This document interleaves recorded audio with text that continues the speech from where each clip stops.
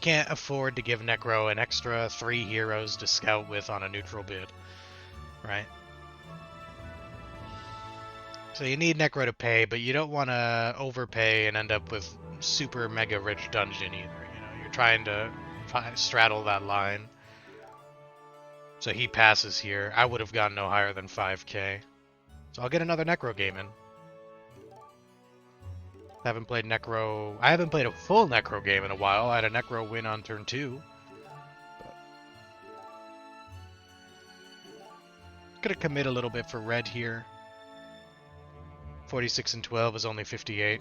I'll keep going a little bit. He's gonna want red, and he obviously has enough money to work with where he can go and go and go. I'll take a little money back here at 6k. Because he could bid that to literally 4k if he wanted to and not suffer. So I'll just get a reasonable price. Been a little while since I played some Necro, but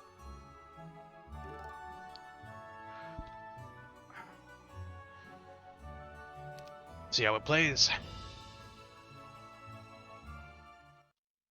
Looking for a fast start so that we don't have to bleed skeletons. So the skeletons can grow.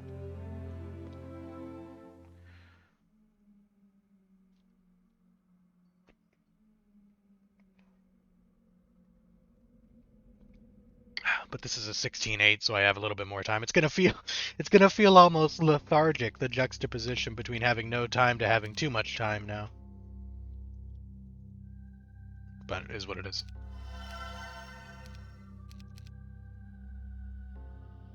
I can play both of those crypts with Galthrin.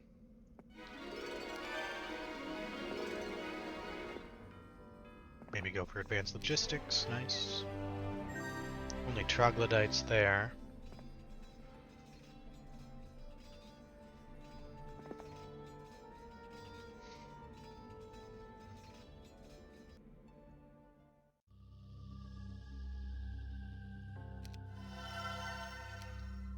Those crewmates right there are pretty annoying. Maybe I hit advanced scouting. Nice. I would play for this, hopefully for gold.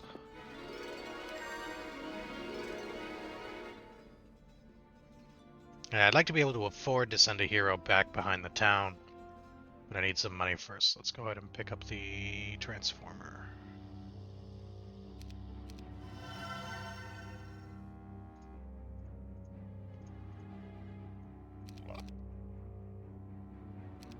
Still have Viscerata higher.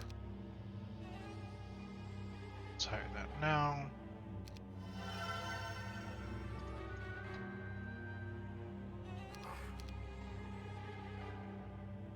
$152, pretty solid.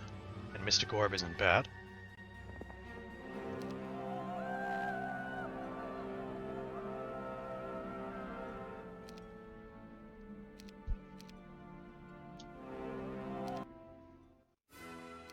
You think that 500 gold is enough for a town ban? Sure. That's how people usually do it.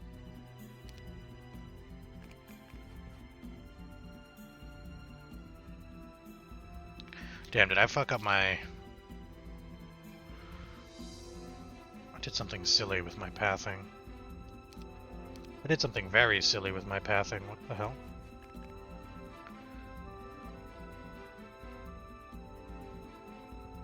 Well, I'm gonna end up taking a hit back. I fucked up my pathing somewhere.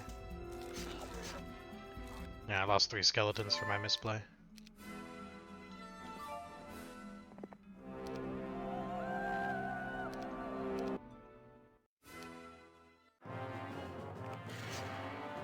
That's what it was. I think I attacked the top corner for whatever reason, because it was, I don't know what I was thinking. I think I attacked the top left corner last.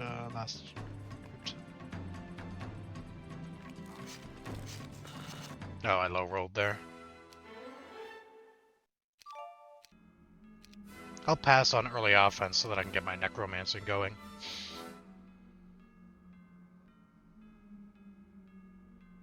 I do like that learning stone there. And obviously anybody can play the trogs, but Galthrin plays them best because they have the plus speed. So I could go that way with Galfrin. I don't know of any objectives up there yet. But let's get Lord Money.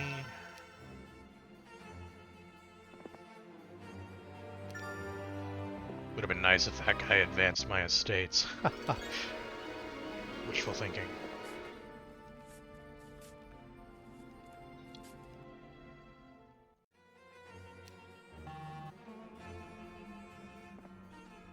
Let's go clear those crewmates.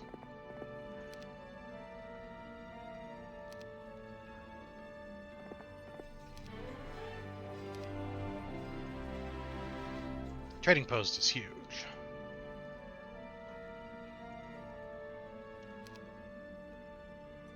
Do you want my tall stack in position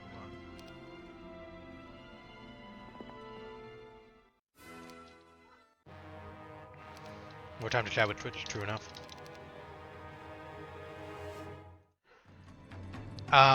Yeah, I mean 500 gold for a town ban is fine. I usually do, especially if I'm in a bad mood. I'll take the ban.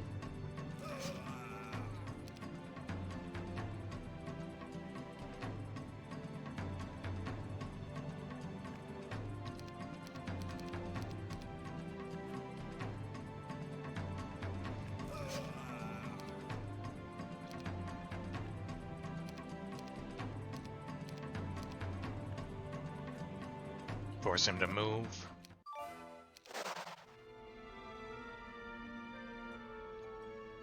I'm gonna hang out here and send somebody else down the road. If I get enough money, I can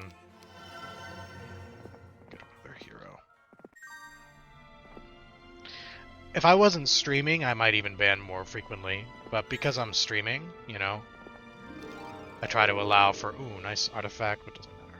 He's restarting. Because I'm streaming, I try to get that diversity by not banning all the time, or as much as I could to always get the town I want. So I get more town diversity.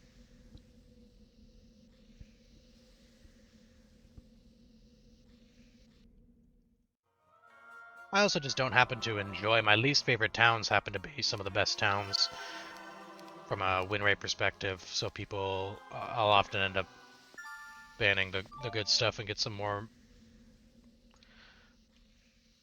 closer fights. I wouldn't always play Cove. Like I said, I enjoy most towns.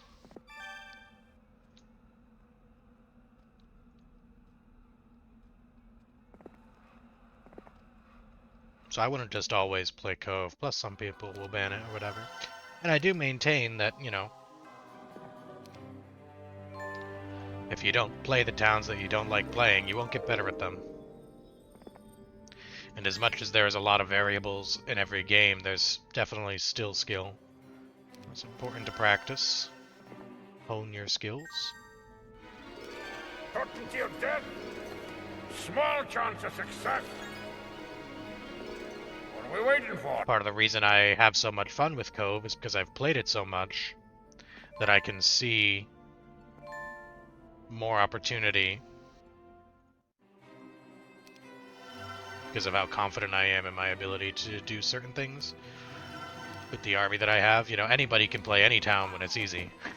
You know, easy unit box or easy big XP into, you know, straightforward maps, you know, whatever. But it's when the map is less straightforward that your practice shines, I think.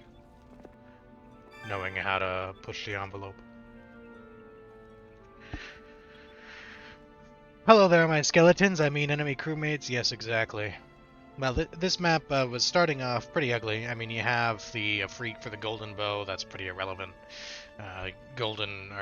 Purse of gold in front of my cursed temple. Hit Straker in my tavern. A lot of lousy aspects to this one. There is at least one prison though. That prison could be interesting. Maybe you hit like a Shakti in there or something. And well, not Shakti because he started Shakti, but maybe you hit a nice hero in there worth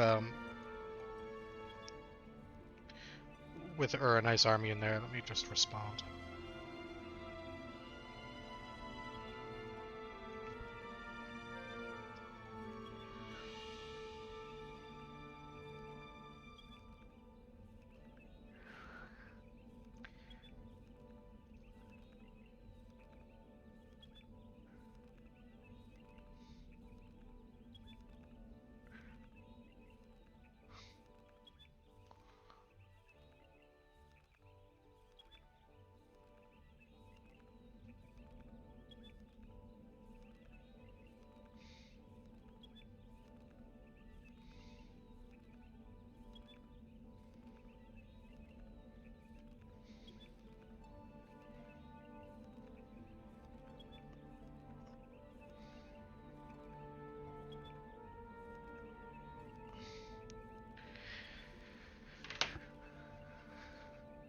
My opponent used one. Just trying to figure out the order of operations. Do I want to play the prison? Or do I want to play the imps into the black tower? And I think I'll play the prison first. So let's go do that. With this one, Walking Dead, I think I hold off on skeletizing them because they're a durable stack if I were to play like an early hive.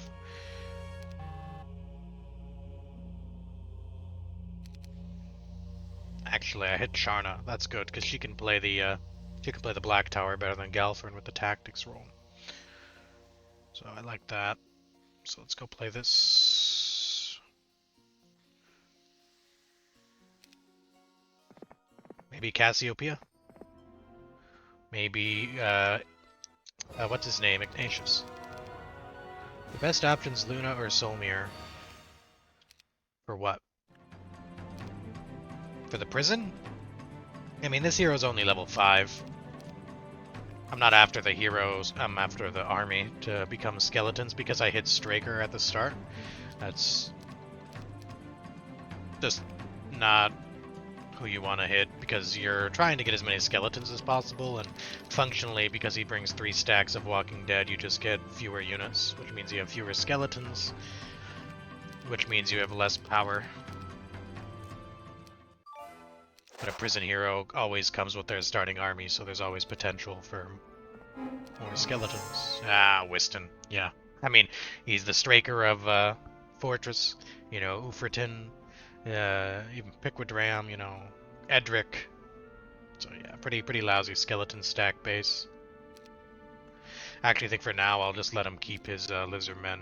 He hit ballistics too, so I mean, obviously his imprisonment was justified. You know how it is. No wrongful imprisonment there. Send him down the road and look for opportunity.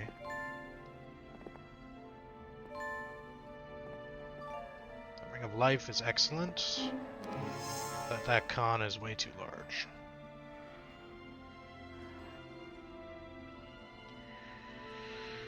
Lousy.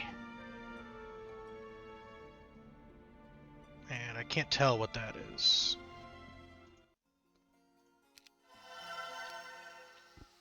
At the Red Tower, I can't tell what the Pandora Guard is. It's another prison there, lots of kings. Take the XP on Sharna. Amp Cowl. For once, Auntie's coat, when I actually can use it. Holy shit, it's a chilly day outside. We can capitalize.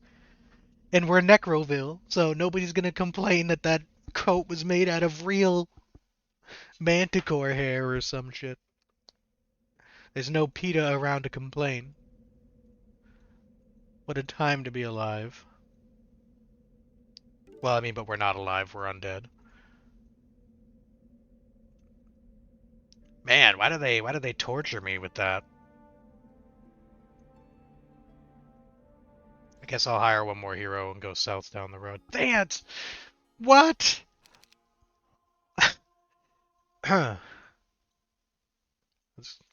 let's hang on to Thant actually. Frog and a skeleton have the same speed, so I'll go ahead and do that for convenience.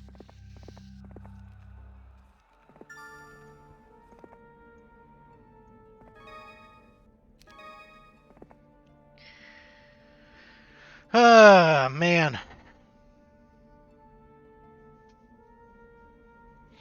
I mean, truth is, my starting tavern was not good. My skeleton stack right now is only 117. You know, I could cut down some Lizardman, I could cut down some Walking Dead, and I'd be at like 140. Can't play those kings, not for a while, not in that volume, and I can't play the Vamp Lords on terrain either, so while I could pick up, you know, Auntie's coat, and one Cursed Temple is blocked, one is open, maybe I get a high roll and hit like the amulet in that black tower, and the Ring of Life is fantastic. You know, there is one imp cache there. There's not a lot of XP, though, to actually get my necromancy... forward on those other miscellaneous heroes. And while Thant guarantees me enemy dead, I don't have a guaranteed Scholar at the moment. Let me take a look at that Red Tower Guard. Beholders, yeah. More range. The Wraiths outspeed me, though obviously I can handle some small losses for a weapon. It's on the fence. I think if I was red side, I would maybe consider keeping this with a 2-turn restart remaining. There's a lot that I can't do, but that is just so tempting. But because I'm blue side, my opponent used his one restart already. I'll restart this to deny him a map that he likes, because that map isn't great. No bets? The bets are up. You just gotta refresh if you don't see them. They've been up for like 15 minutes. The reality is, there's a few good things, but there's a lot of very lousy things at work in that particular one. So, since he likes what he sees, we'll just restart to hopefully make it so that he doesn't like what he sees next. Gogs there, huh? Kinda lousy. Also, like the conservatory was size 3, you know, can't start on that. Need something to get started on so I don't have to bleed skeletons. If the con was size 1, maybe even size 2, you know, you could say, well, look, I'll have...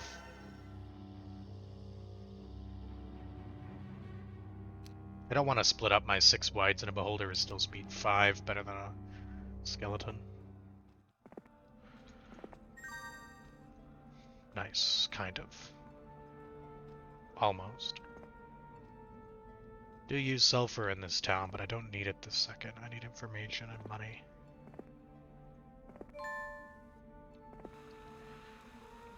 Boots of speed, gloves of speed. I think that's boots of speed. Looks like it to me. So boots and gloves of speed and cape of speed. Pretty pog, for sure. Let's pick up Hylor for now. Put money there. I need this treasure chest to not return as an artifact. I jinxed it, man. I spoke it into existence.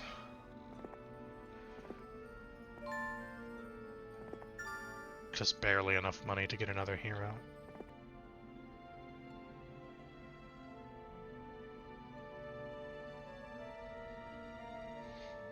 Yeah, I mean, it's a major class and a minor class.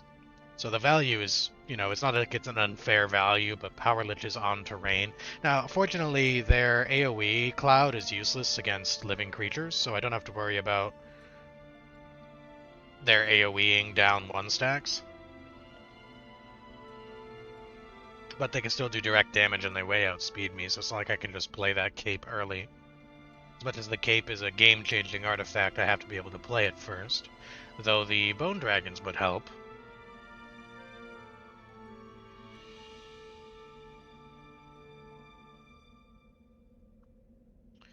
But unfortunately, I have a ranged card there.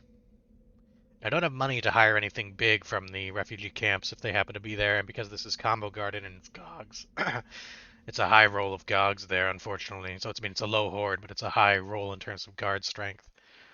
And there could even roll Magogs there, which could be very inconvenient.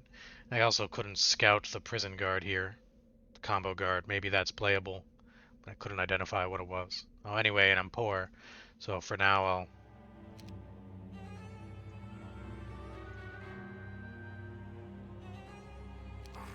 I'll send Galthrin after the nymphs. His speed matters. I'm gonna take the defense skill with the way this map is looking. I might keep it, but I'll take the defense skill.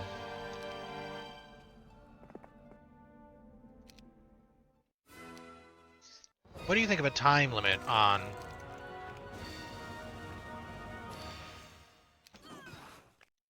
restarting? I don't think it's necessary.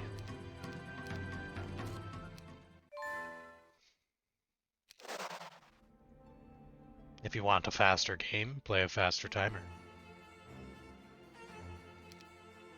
Problem with Lake is his expert tactics could perhaps get me past those archers, so I kind of want to leave that chest. I need money, but I might need to leave that chest. It also means I'd have to scout with somebody like Tamika. It means I'm scouting with a necromancer, which also feels bad. But I need information.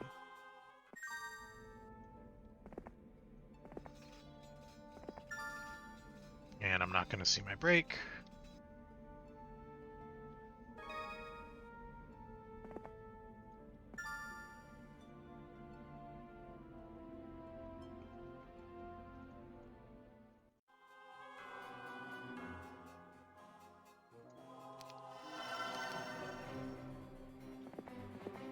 Crusaders, and a picket below it.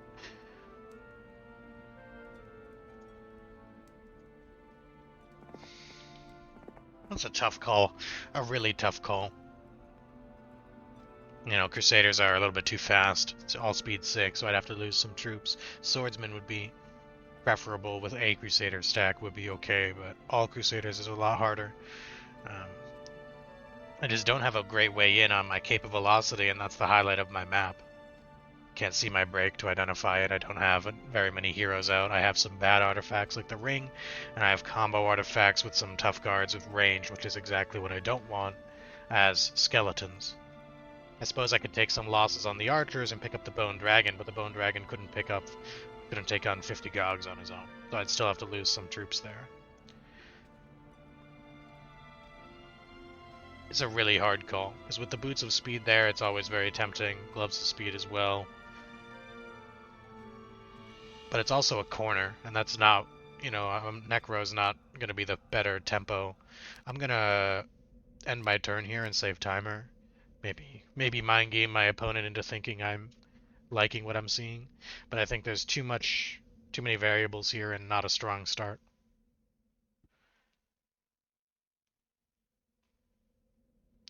Yeah, I mean, I don't think a time limit on restarts is necessary.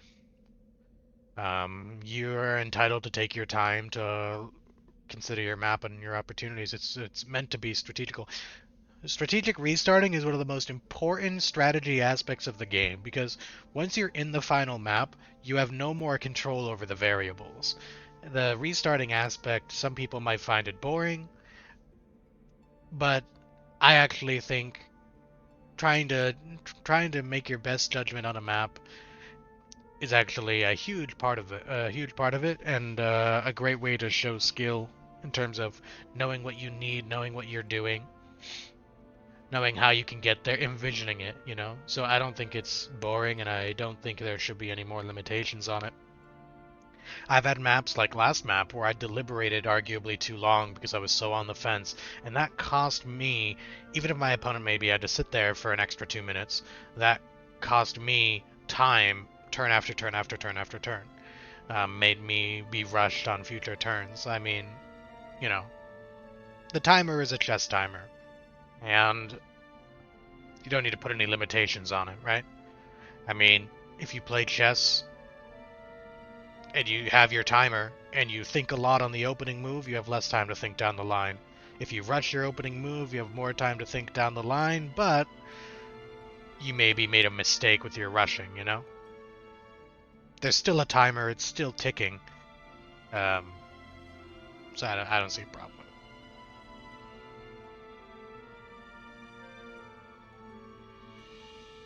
Besides, 10 minutes is still 10 whopping minutes. I mean, I don't often take 10 minutes before restarting unless I had a lot of things to do. So I think 10 minutes is kind of an anomalous number, you know? Your starting turn is 16 minutes.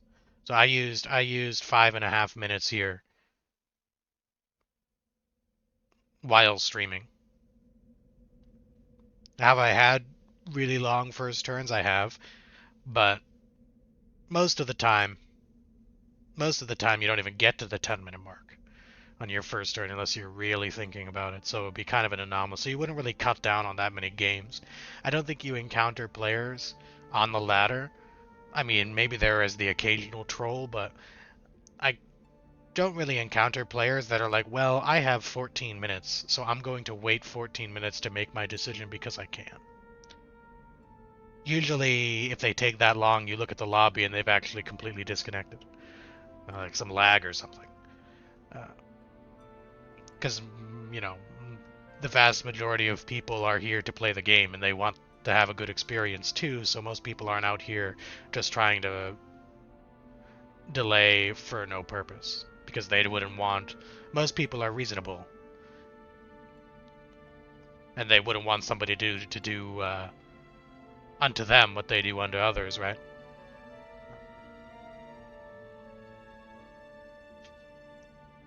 Sometimes people get mad or tilted.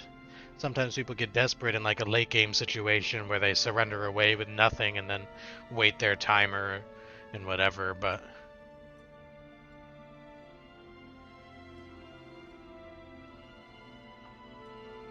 I don't think this game really needs that much policing. Let's be real, the majority of people playing this game are not 10-year-olds. No offense to any 10-year-olds that may be watching the stream. But the majority of the people that are playing this game that came out 20 years ago are a little bit more, mature than maybe your average Fortnite player.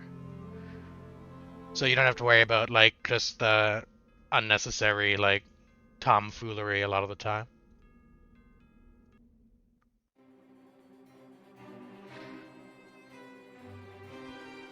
Alright, he's out of restarts. And I hit Vidomina.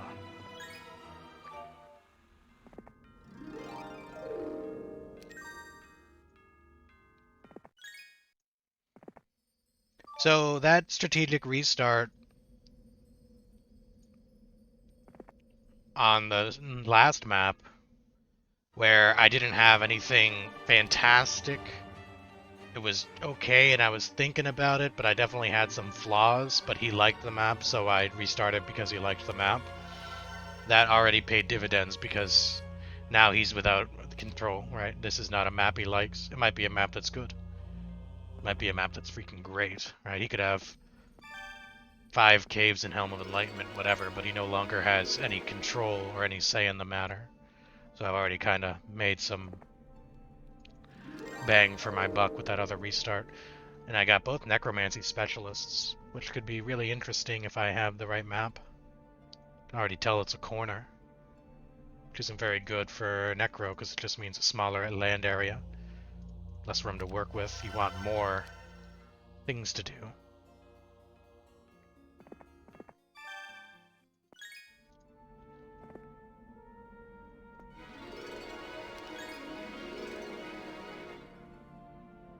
I don't like scouting with necromancers, but I'd rather have necromancers than not. Let's go ahead and pick up the transformer at this point. I'm out of flies. How about you viewers? You got any data? I mean, I'm teasing. And just because you're older doesn't make you more mature by default. You know, there are definitely immature adults too.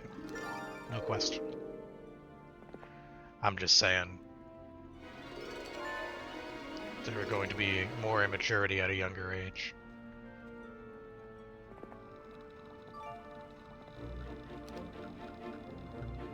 In a nutshell.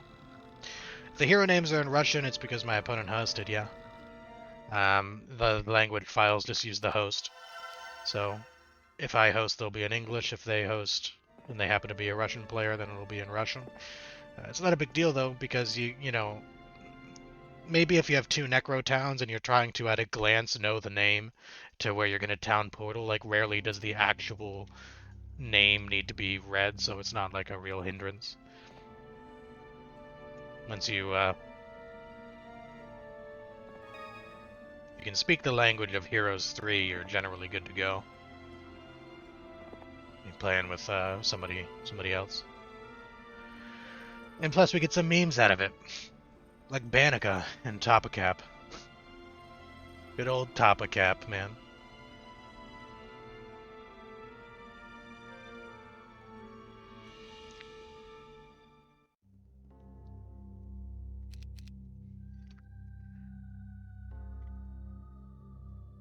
This is interesting. My hero roster is excellent. You know, Vidomina and Isra, tons of Necromancy.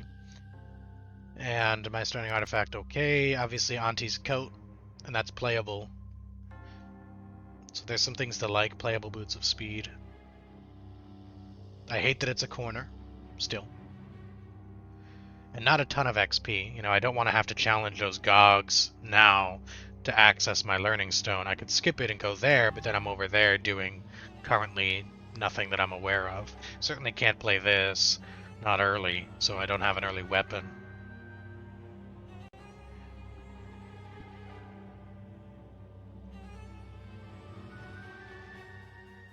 But ideally, I would get myself some army to get started on, an angel or something, and get Vidamina running around, getting me a ton of skeletons. I can get one more hero north, so let's do that first.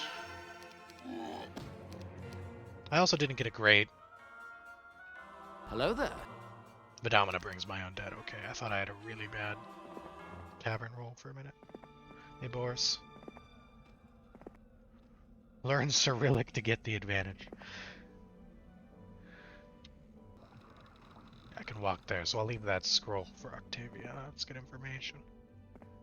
Level 4 shrine.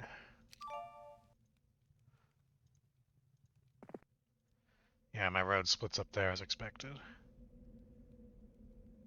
So there's not really much reason to go out there unless there's a lot of objectives here. It's tough. If it wasn't a corner, I would probably keep. With being a corner, I'm really on the fence. Like, is Auntie's code enough? Is Auntie's code and boots of speed enough with an arbitrary Vidamina? I mean, in my opinion, I would take Vidamina now. Leave her the whites. Speed 5. Take this for experience. No, not much. And make my way towards this learning stone.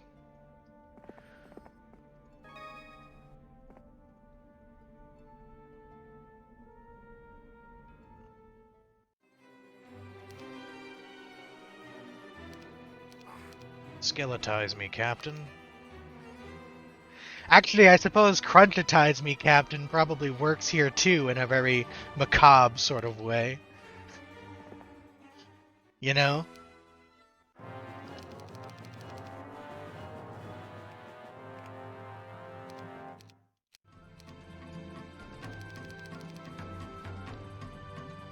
I'll have to sack that one skeleton due to speed, I think. Something like that. I should be able to one-hit 10, I just need to protect my tall stack.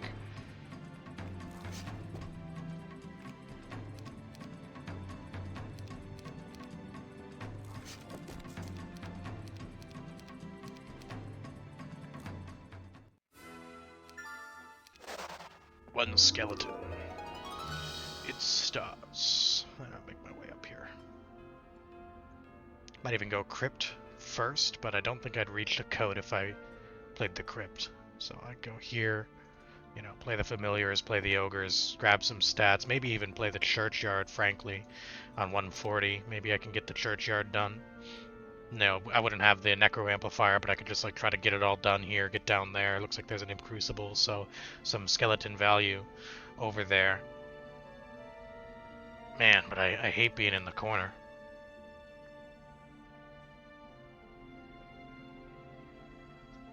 Where am I from? Michigan. The good old US of A. Well, the East Coast originally, but I live in Michigan now. I'm a hybrid. A Bostonian and a Midwesterner. Arguably the best of both worlds. You know? I got that fiery Bostonian spirit with a touch of Midwestern politeness. At least I'd like to think that way. I say we keep. A little bit concerned that I don't have the greatest of start, but 8 heroes out, good artifacts, great heroes. You know, 4 necromancers with both necromancy specialists. Unknown break could be a problem. Need to find objectives could be a problem. But being out of restarts could also be a problem, so I'll roll the dice.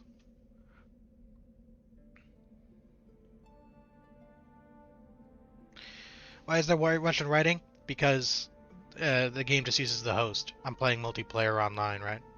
Whoever hosts it uses their language file. Play somebody with Russian file, it's Russian. English, it's English. I don't think there are that many other... I don't encounter that many other... I've never seen, like, French or whatever. Because I don't recall it, so... Break will be Rust Dragons? That's not a big deal. I mean, Necro can take anything. It's just a matter of how many resources, you know. The ranged guards tend to give Necro a bigger problem, like the Enchanters, Cyclops types, Titans. But with enough mana and Anime Dead, anything is possible. And you need less mana, the better your stats and the stronger your army. That's always a way out. But it can be very inconvenient depending on the artifacts.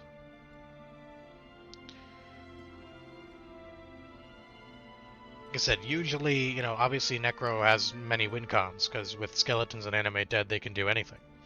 Helps them work with a smaller army, as long as they can have mana. You know, it gives them more value. Other towns, like your Barbarian, your Fortress, you don't get as much value out of like a helmet early. Because not only do you not start with a book, but you're usually just looking for like one rest, and then mana, or maybe you don't even have time to rest depending on the way the game is going. But Necro they start with a spell book, so they can actually use some spells early, and spells are an important part of how they play. So another class of artifacts becomes useful earlier on than it would otherwise be to some other factions, right? And the entire Necro class is useful. So there are just more useful artifacts. And the Skeleton Transformer's OP, you know, because the skeleton itself is not bad. If the skeleton was a weak unit like a Nymph, then Necro would be, you know, a lot weaker. But the skeleton is 1 to 3 damage with 6 health and 4 speed. It's a better troglodyte. It has more health and the same damage as a trog, the same speed. I know the Infernal Trog upgrades into 6 health and then has more speed, but that takes an upgrade. The Skeleton Warrior can also upgrade into more speed. So the fact that you continue to get these with every Necromancy hero, you just have tons of damage opportunity. As long as you don't run into fights that take your skeleton stack away from you too soon. Right? And then you consider the Vampire win condition. And the Vampire Lords are busted. If you can get Vampire Lords in high enough number, you can take on anything. So if you have a map that lends itself towards tier 4 creatures, either through Pandoras or through Dwellings, that's an option too.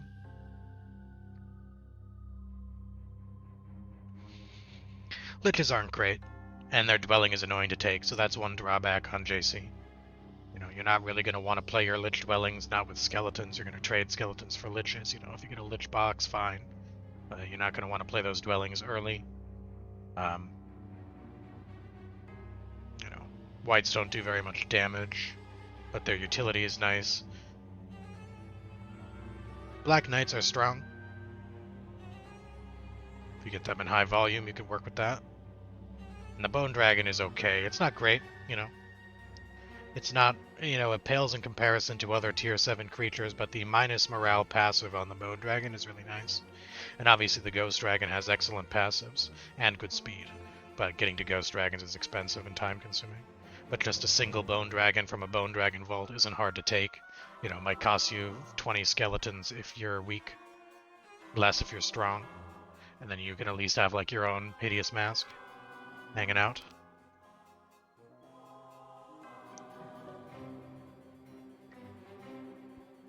Yeah, if Break is Titans, that would suck. But again, it just means that I need to get more powerful, more tools. First snow of the season here in Madison, Wisconsin? Really? That's surprising, because we've had snow in Michigan. I mean, depends on whether you mean a light snow or a heavy snowfall. We had a light dusting a couple of times. We only had a heavy snowfall like once. It wasn't even that heavy per se. Not compared to what Buffalo got.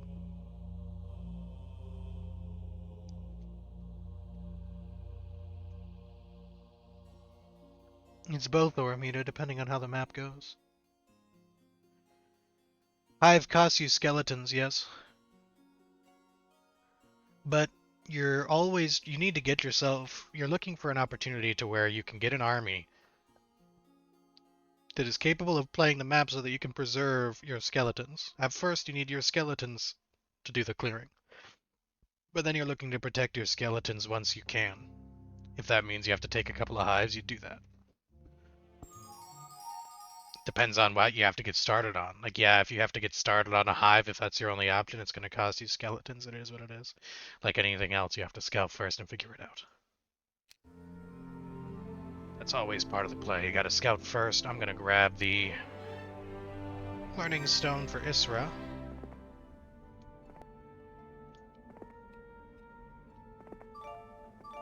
I even rally flag here and just get more information.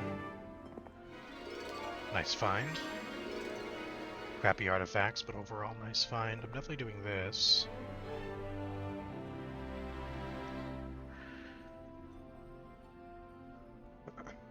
I'm gonna need the army up that way, so. It's obviously a picket.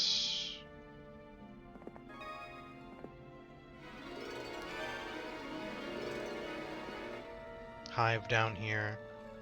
I have to scout into the corners, and I don't have heroes with scouting. There's another hive. Oh. But obviously I need to find my objectives. They have to be somewhere. Speaking of which, I'm going to send Merlanda up the middle here.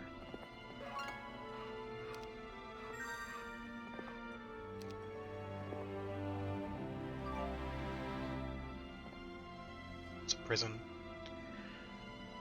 With what looks like could be a quest artifact guard, depending on the size of the hive. Could also just be a higher level prison hero.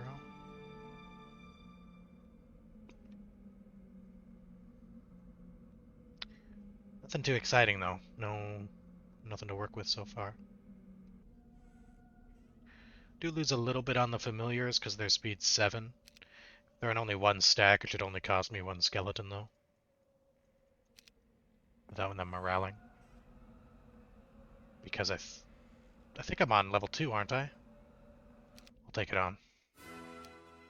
They're in 1 stack. Ah, shit. Oh. Yeah, it's not worth. Gonna lose more than I gain.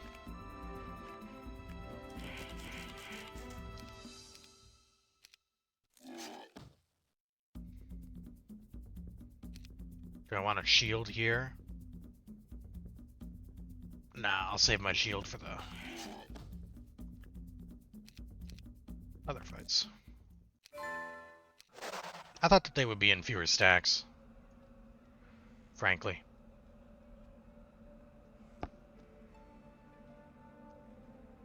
I was gonna go Churchyard on the way in, because I could conceivably go towards the Imp Crucible and play that.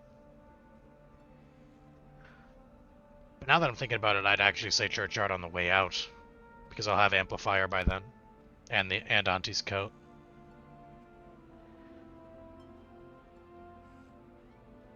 I know I'm not gonna be able to do everything.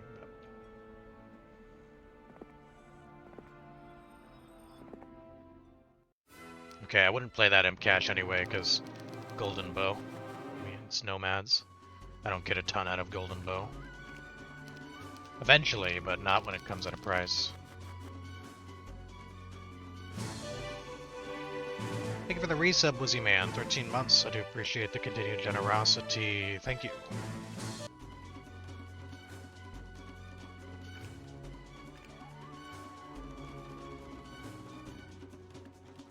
Didn't mean for them all to chase. I'm making some misplays here, and it's gonna cost me.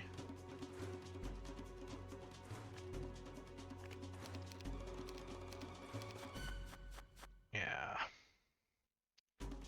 Fuck.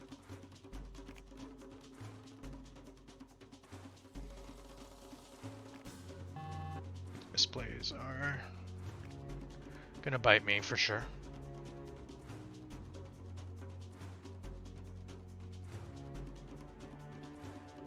There's nothing I can do. I lose 2 stacks there, and I haven't taken anybody out yet. Just wasted some troops, unfortunately. One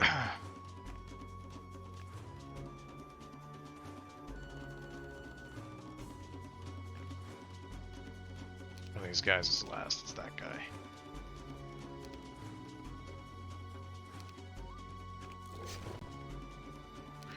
I'm gonna preemptively shield in case one of these guys gets morale. go here. And then trap that guy. And hopefully this guy prefers a 1-stack to my 130.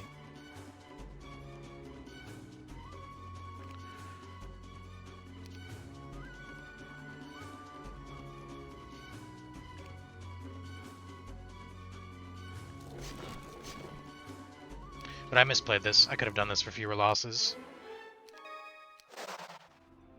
For sure, that was played poorly. Excuse me. But I thought I might play the Imp Cache, but certainly not for the Nomads.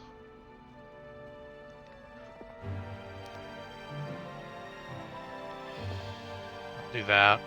At least gets me the cowl, the boots. And I want to get my army up the road because I know that's where it splits.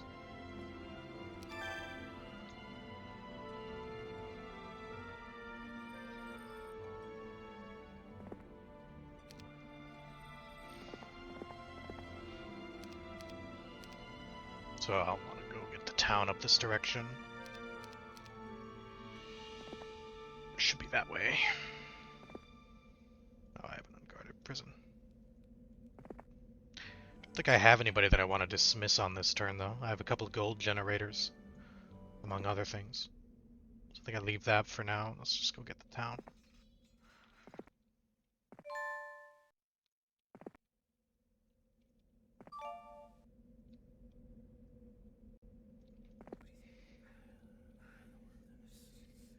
I'll have to lose something to the imp because they outspeed me.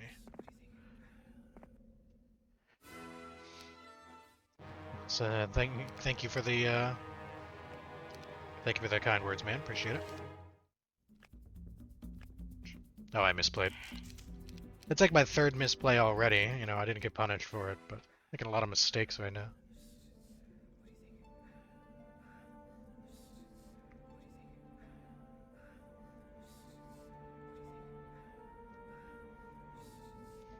So I'll wait here. Guess I'll send Vidamina towards this town. Maybe I get lucky. I don't have any objectives here that I want to play. I'm still not finding an answer to these Gogs. No Angel, no easy dwelling to get started on or anything like that. So it's not like I can open that up yet. So I'm just looking for opportunity. Haven't found it yet. That's not it. That could be. Might as well take the skeletons.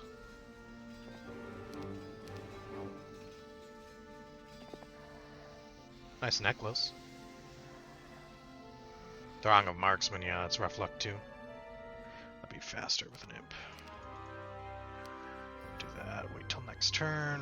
Go ahead and tavern here. I have 30 wood. Mage Guild here. No slow, no haste.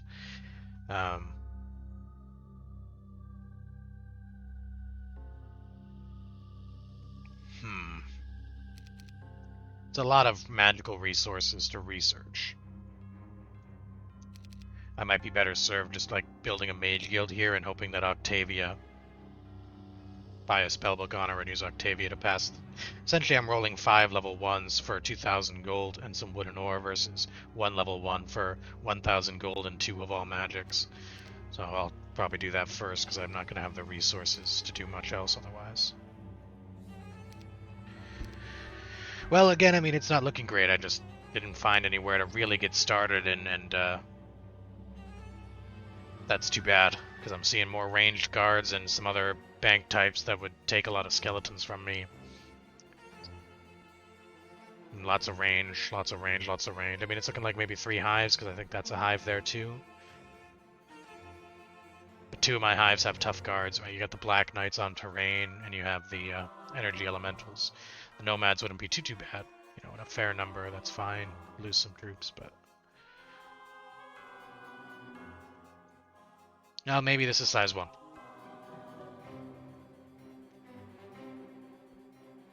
Possibly even size 2 if I send Galfrin.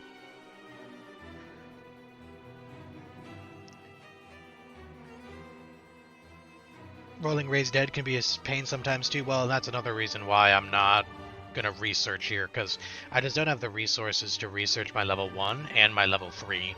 Animate dead is presumably going to be the biggest priority with what I'm seeing here, right?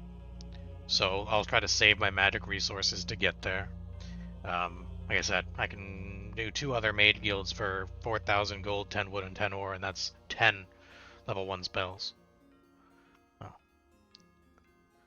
Greetings, people. I hope everyone has a good Heroes Evening. Thanks, man. Appreciate it. Mr. Bistro, I have managed to take misfortune to a whole new level a few days ago. Is that right? What happened to you, Steve?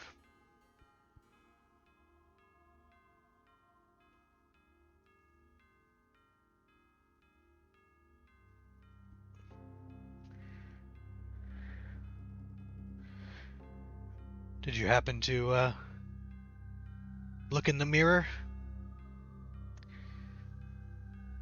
I've done that a few times too. It is truly disheartening.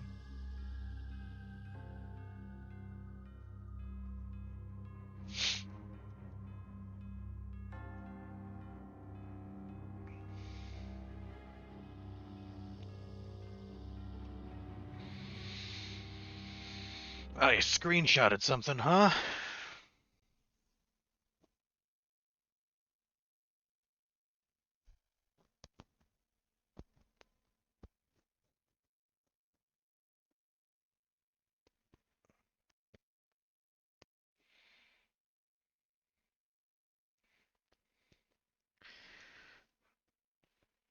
So did you get all your wyverns killed? Is that what happened?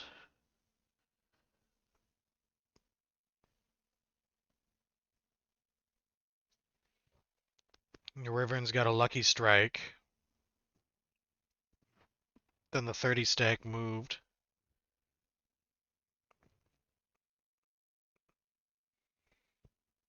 Got an extra turn. I see. I see. So you were trying to leave a small stack. I gotcha. You were trying to leave like a 1 stack or something so that they would move and then your wyverns would alternate, but you hit too hard. And then your reward for hitting too hard was not only getting hit again, but getting hit twice more. Gotcha. Yeah, you hate to see it, man. Unlucky ducky.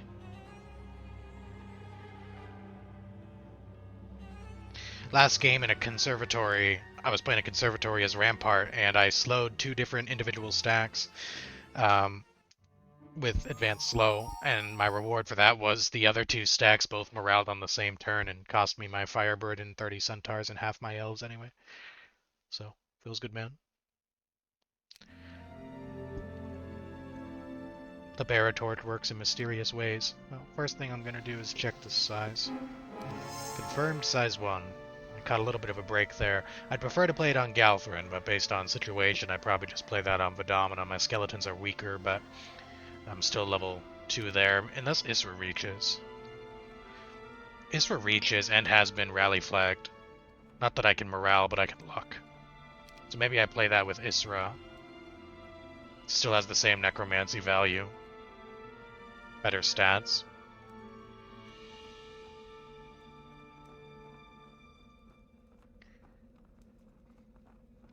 I might need Merlanda to chain to Isra. If that hero from town couldn't, so I'm gonna have to figure this out. I was gonna dismiss Merlanda. I need the money. I wanted to take the XP. There's a con down there too. Yeah, sometimes you get so lucky that you get unlucky, man. I feel ya. It happens. Well, Tamika is gonna be doing some fighting, that's for sure. I need to make hero space in order to...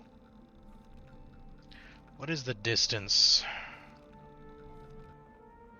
That's 860. 2484 minus 800, so 1600. I would need a fast hero. Can I afford a single step on Isra? I can afford 1 step only, so I can't really take that risk. So who do I dismiss? It can't be Tamika. She's like, perfect. I have a necromancer with offense out here to eventually help me play all that shit. But I need to get rid of somebody so that I can open that up and bolster my skeleton stack.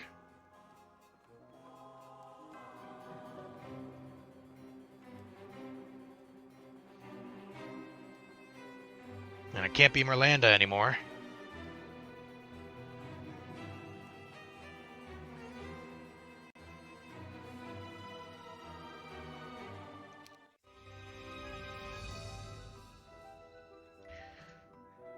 I guess I'll do it like...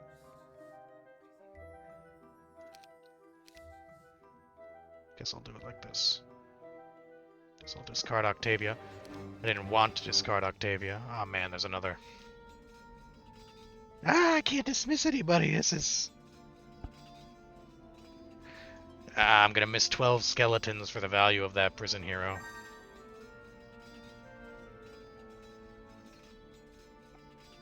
Because I can't reach the other one. Hello there. 12 for 22.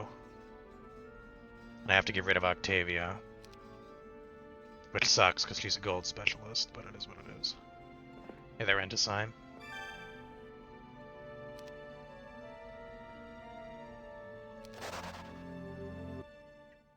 Almost certainly mage guilding here to roll 5 spells, so let's do that.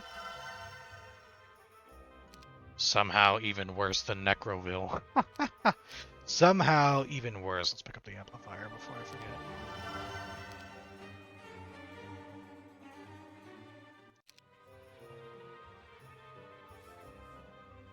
I mean, you're being pedantic. It certainly is possible. The concept that the misfortune would not have happened if the fortune hadn't happened first is what he's talking about, and that's very much a possibility. Okay, so only Black Knights break. If I hit Earth Magic, I'll be in business. And nice shield there, so I don't have to worry about playing the sharpshooters for this shield. Over here, play the Diamond Golems instead.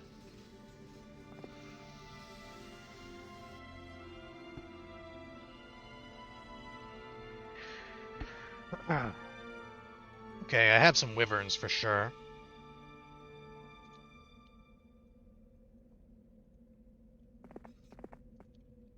Let me do this.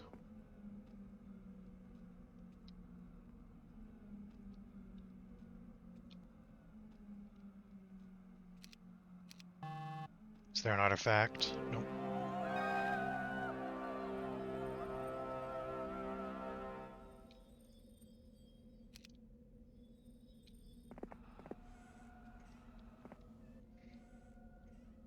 Can I still reach to town if I go here? From here I can still reach to town with Lena. No, I can't. I'm wrong. I'll have to choose between Lena and Fire. I probably keep Lena. Maybe I can walk to town with Galthorn. Don't know. We'll see. Either way, I do this. Let's go ahead and play that. Cost me a couple units, but hopefully worth it with the Vamp Cowl and Advanced Necro and the Amplifier. I need XP. Anyway. I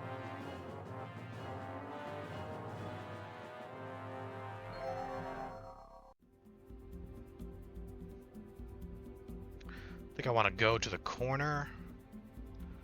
So I'll put this guy here.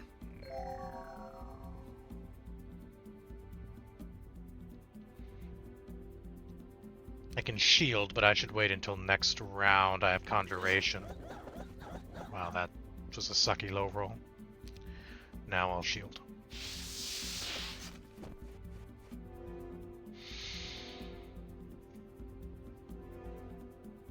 Attack this guy, then move out there. Well, this is the guy that goes first, actually. So I don't want to attack him unless I'm going to one-hit him, and I mean, I should. I think I just got unlucky, but... should maybe hit this guy first, because he technically goes last. So if he had survived, if this guy had survived, he would have taken a free hit for that guy.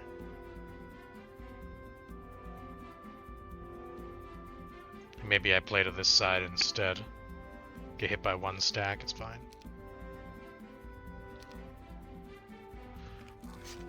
Yeah, Finally, I'm getting the damage after taking damage. You know, it would make more sense if I wasn't getting the damage after losing 2 skeletons, not the other way around, but it is what it is. Water magic, damn. And useless. Darn. Well, not useless. Think of all the rocks. Think of all the rocks I'll uncover. Where am I going to go next is the real question. You know, it looks like I have a hive here, and obviously the hive there, and the shield up there. I'm hoping to play this side with Vidamina. The water elemental throng. I don't know that I can even get Galthrin there is the question. Is the problem. And either way, I need to hire a hero to make the chain happen. I mean, I can get rid of fire. I can go there. Not that I only get 10 mana, but I'm not sure if I'm going to run rehire or what the situation is, so let's just do this.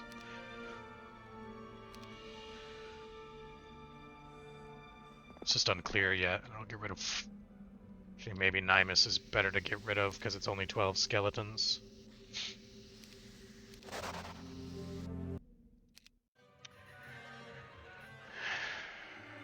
Do I have a ballista?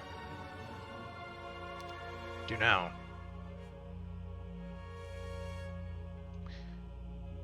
But I'll wait. Let's get Yulin first because speed 6 will let me actually get there.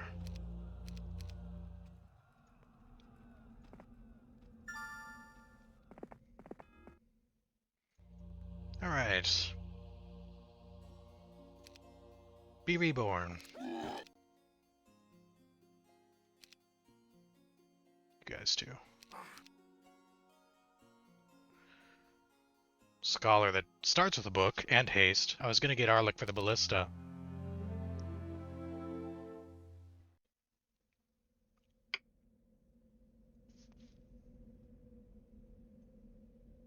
But I think Fafnir is more important. I'm missing haste.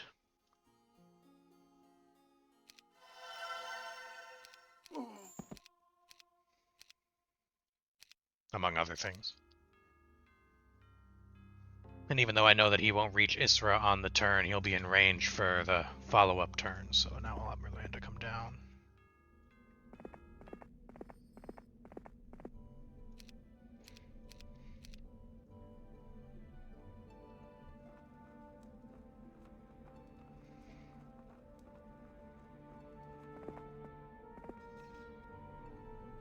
But I needed her to make this happen.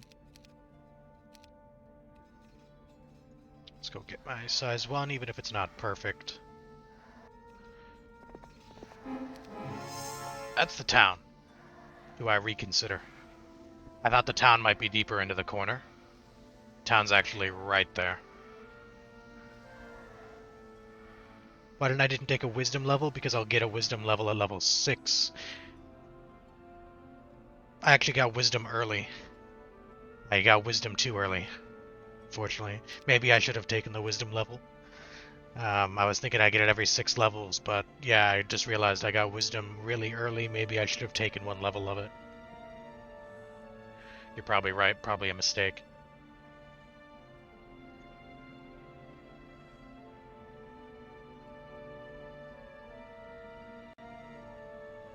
I'm aware that I can one-shot the griffins, but the difference in speed means that future rounds I'm going to get hit by 10 griffins every round. If I have Galthrin, I avoid more losses, but Isra gets me more skeletons back.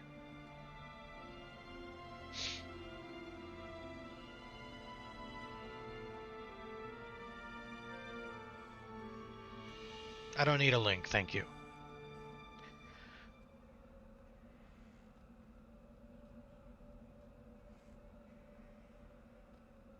I'm just debating on if it's worth bringing Galthrin out here at all. If I'm not going to bring Galthrin out here into this section, then I will definitely just play it now. That's not the problem. What I'm trying to determine is where I go with Galthrin. Because I still have the Throng of Marksmen here. At the town gate, obviously an imp cache is excellent for me. There's a prison over there with a tough guard. You know, I have a Pandora out at the other imp cache.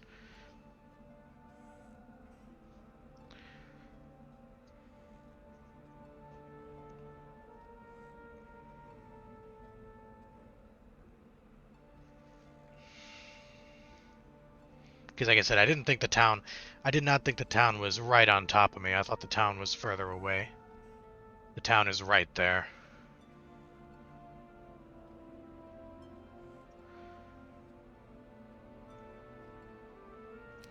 And the question has to be asked, because I mean, I would get a better result on the water elementals.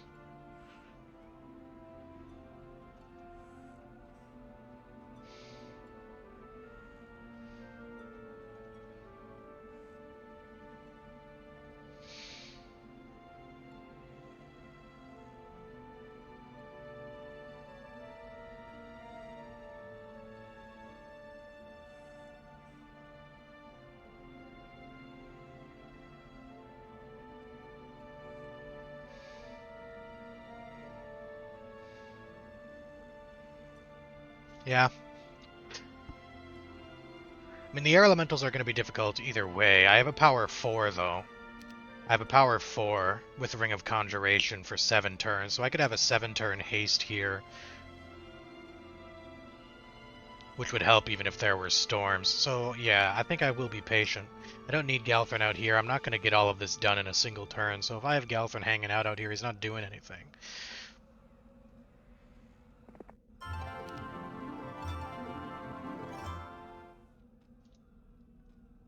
So I'll be patient. I'll run on the Medusa.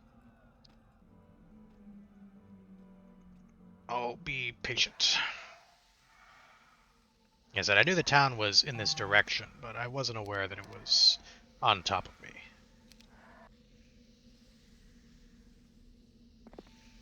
Check this for slow anyway. 5 hellhounds and some demons, huh? It's kind of brutal.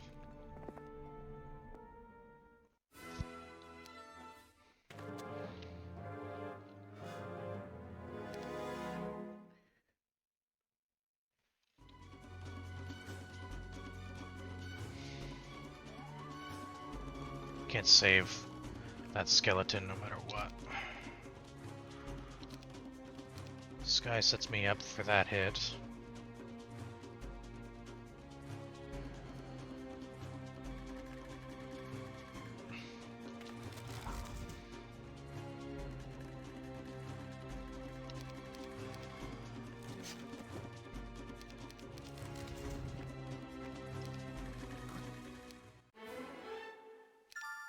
Fire magic veto, huh? Guess I can't veto that. Well, that's Mage Guild here anyway, because I'm looking for slow. Alright. Not bad. Not bad. Could be worse. For sure.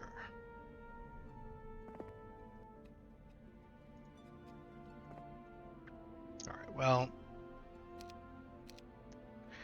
Kinda crazy.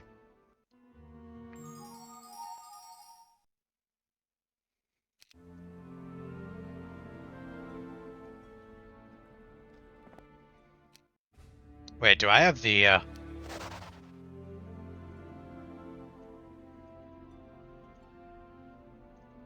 Missing the bag. I have the sack and the purse. I'm undefeated with the golden goose. That still rings true. Even if it's like 2 out of 2 games. Can't dispute the facts.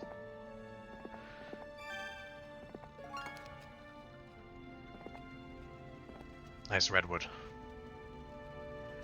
XD.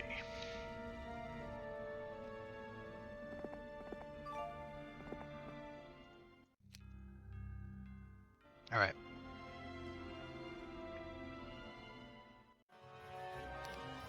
Vito is worse than Isra?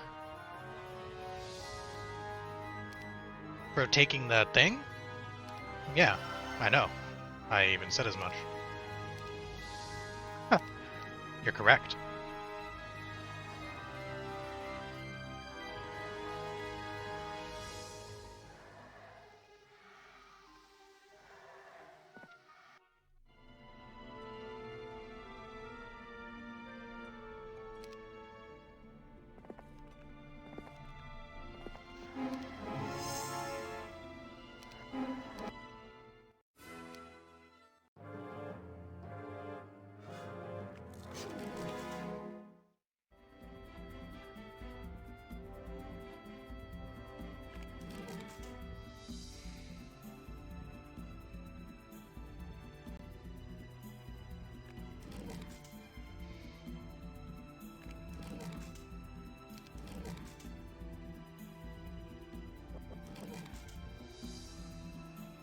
That guy moves first.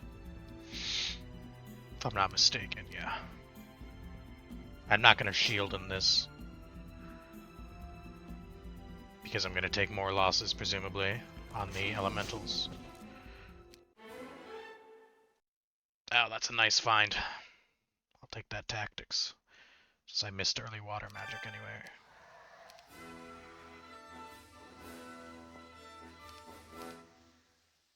Vito and Isra have the same specialty. Just percentage increase value on skeleton return. Based on level. Well, it's really just a matter of who's higher level. And Isra was higher level, you know, would be higher level. You know, they're both on expert. She has a wisdom level. I'll play the boars for now, get some skeletons. Looks like there's a picket up there.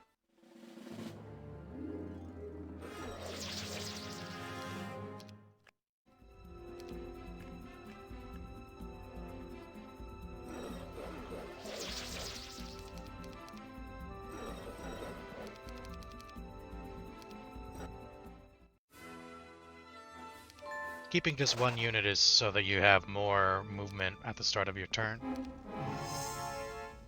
Did I see familiars? I think I did.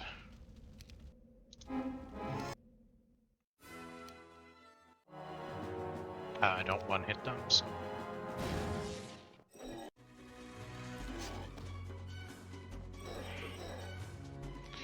Yeah, your movement is based on the slowest unit in your army calculated at the turn's start, so you want to leave at the end of your turn the fewest units. My first hero to roll Earth Magic, so I'll take it. You want to leave the fewest units you can get away with. Necro, you know, skeletons are slow.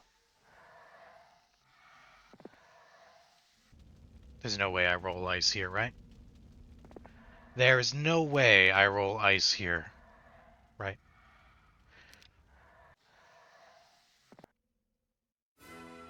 Right. Sorry, I seem to be dropping some frames. Hopefully that sorts out. Let me just make sure it's not like Steam downloading something or some bullshit.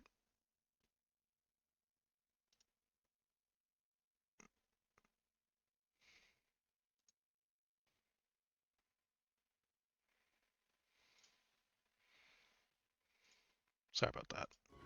Seems to be fluctuating a little bit. But yeah, so I mean, your speed caps at 11 and min caps at like 3, right? So the dwarf is the slowest unit, and the Walking Dead, and then, you know, there's a whole bunch that are 11 and above. Angel, Firebird, Dragonfly, whatever. Now the idea is, you know, you want to have as much movement as possible, because more movement equals more things done. More things done.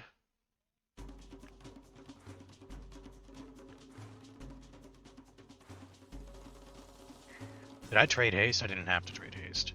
I don't need to haste in the sense that I need haste to be faster, but if I haste on this turn, I could take out a stack on this turn, and I think that makes it worth the haste.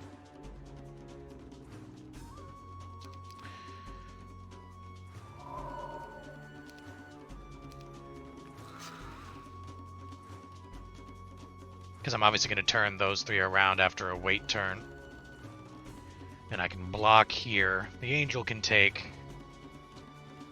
17 times 5 is 85. Times 2, 170. I can take that. I'll defend the angel. Attack here. Distract, distract, distract.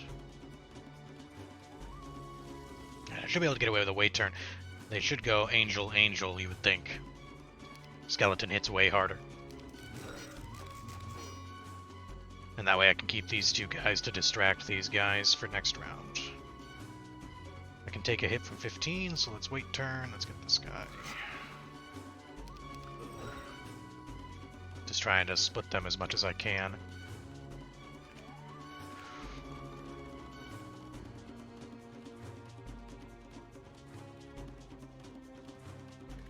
Wait turn, the 12 stack will chase me, but I'm fine.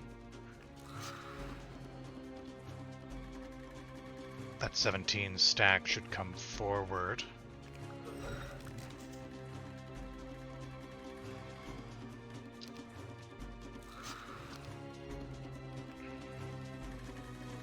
Easy enough.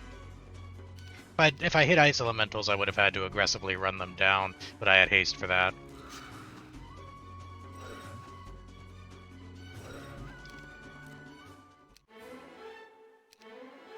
I hit Earth Magic on Galthrin, nice. Think I take that.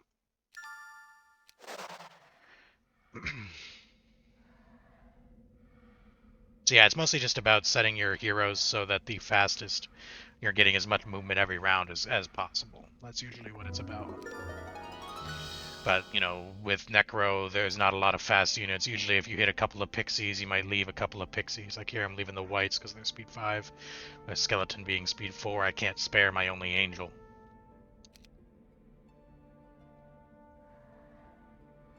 Well, Galthrin hit tactics, so he can clear those marksmen.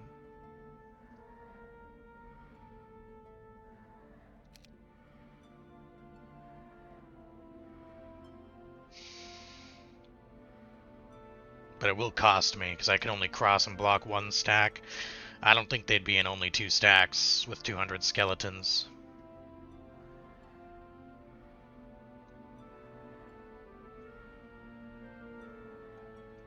So I think it's time I play the Hive first, get a little value there, lose a little bit, but get a lot more.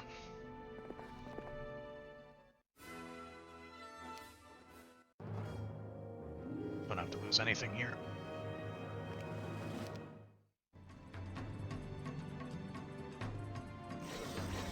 I mean, pretty sure the Angel just wins. You know, they tie speed, so... But with the Ice Elementals having melee penalty, the Angel just wins.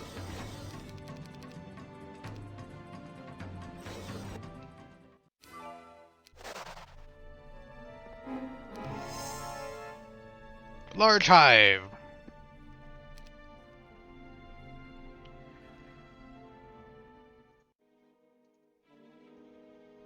Let's pick up a Ballista since I didn't have one. 8 Gogs could take a couple of hits. I know this could be 8 Skeletons, but I want to have units that can take some hits. Because I don't want to lose my Skeleton, or I don't want to lose my Angel. But Galthrin is the best for taking Hives. Armor is at advanced. Obviously I make Necro back. And I have an Angel, I have some stats. I'll split my Skeletons into 2 threat stacks. And then... That's what, 60 health? 60 health plus 15, so 75 health. I'll do something like that. Hopefully lose Inferno Troops first. If it's max, I might lose my Angel, but... Yeah, that's pretty much what I would expect. 1 Imp survived. And an Imp survived is an Imp that would be a skeleton eventually. But I lost 8 skeletons, and I prefer that not to be the case. Let's just attack back to front. Oh shit. Okay, I hit wait. For a minute I thought I hit defend, because... but...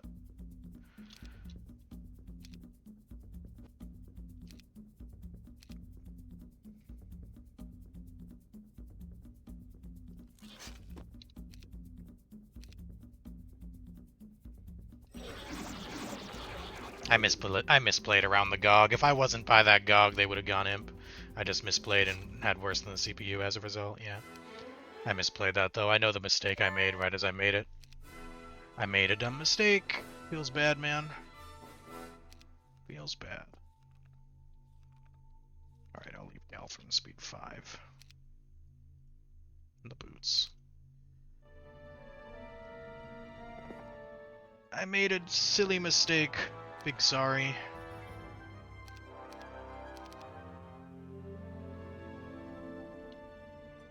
Let's go play this with Vito.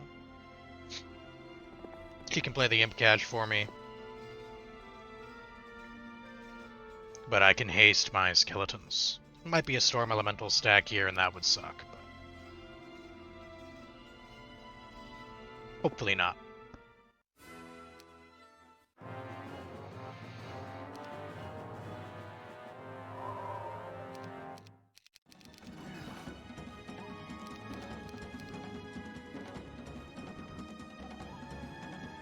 I want to hit this guy first, because I can block here.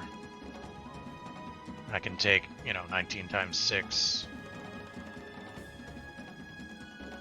Should be okay to defend that, kill this guy.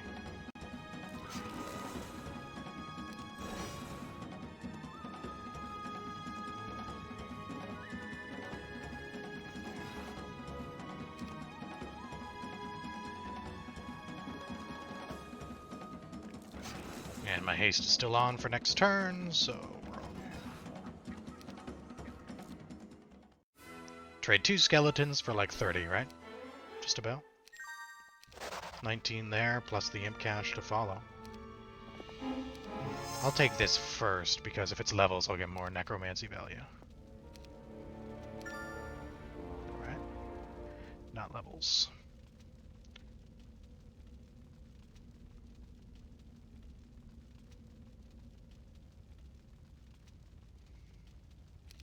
Trying to position so that I have the right speed. I can still haste here because I don't hit 30.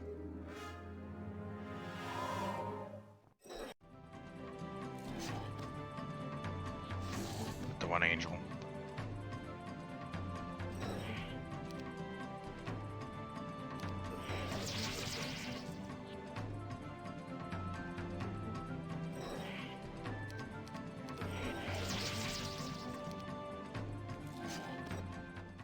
That'll be some nice skeleton value.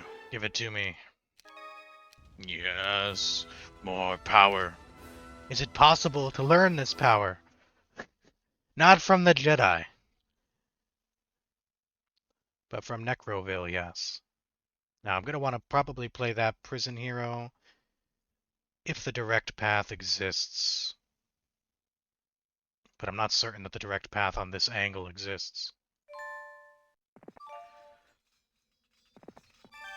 Okay, it does. There's also a picket there, and Cyclops aren't easy to play, or pickets aren't easy to play, but I have the angel for first move into the haste. And I can use the town gate to get out of here and reposition. So, I'd like to get that for the fodder, maybe. It might not be worth it. It's still 50 plus flies for possibly not too much.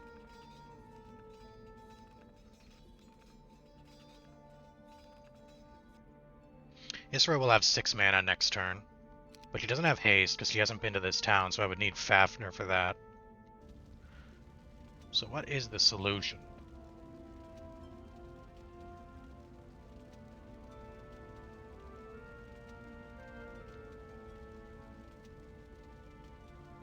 I think this prison is overkill and unnecessary.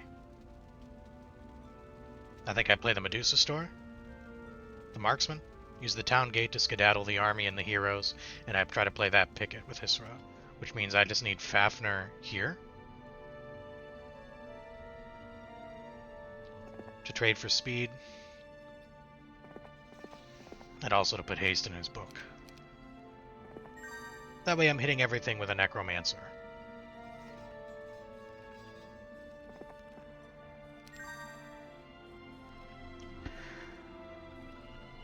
From there, I'm going to be a little bit on my own, but it is what it is. Who else is in my tavern? Anybody good? Not great. I have Tamika, but her necromancy value, isn't exceptional. She's just got the normal stuff. And I didn't hit good spells here, but I should have... Yeah, I do have haste on Euland, so... I'm going to have to use Euland as a result to help out, maybe play that picket with Euland. We'll see. It depends on how much time I want to give myself. Because my banks are down here, my break is out there, obviously, with the one hive here and the other hive there, and then that's pretty much it. I don't need fire in particular, but he can be positioned in the middle. How much XP do I need on Galfred anyway? I might only need 1 level if I get Earth Magic. I'd like to get Mage Guild level 2. Should have done that while what's his name was there, bit of a misplay. And I should probably play this side first because I'm getting more angels out of it. I think I just leave Tamika where she is, honestly. Try to get the angels first. Go there, like that. Tamika plays that. And that, I think, would be pretty much it for now. Yeah, okay. I get a marketplace here.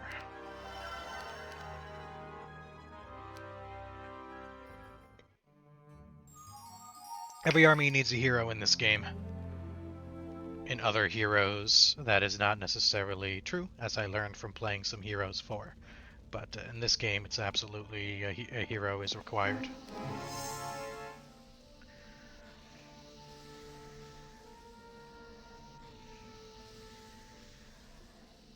I'll have to lose a little something.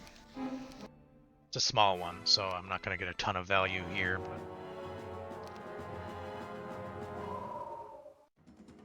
8 Wyverns should handle that.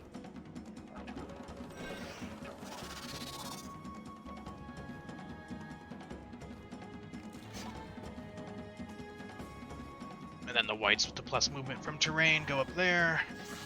I get shot once, yeah. So I lose 4 skeletons. Oh. Sorry. I should have anticipated this guy maneuvering, killing the other skeleton, and then moraling to hit the other skeleton again. The classic. The El Clasico, and the saddest thing is he gets another turn, because I can't handle him. I can't kill him in this move, so he shoots me again. Alright. Whatever. I'd be pissed if I wasn't also getting money. She can't quite reach to there. Alright. So we'll put Vito there.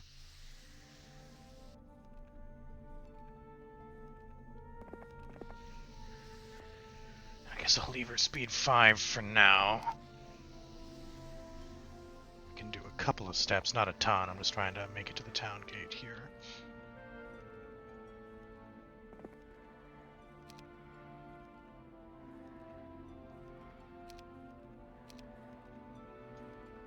And I prefer to use Isra for the value of Isra.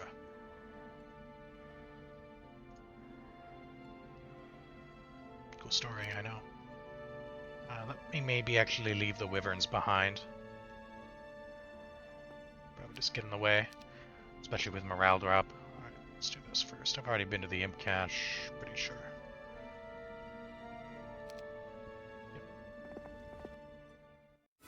Oh, small Pandora back there. I wonder if I will have the...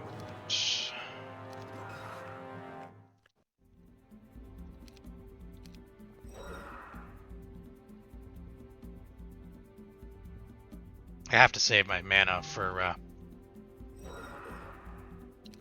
the picket. I might have to retreat the Angel. It's an issue of morale. If the 24 stack gets morale... Yeah, I can't risk an Angel on 4%. It's not worth.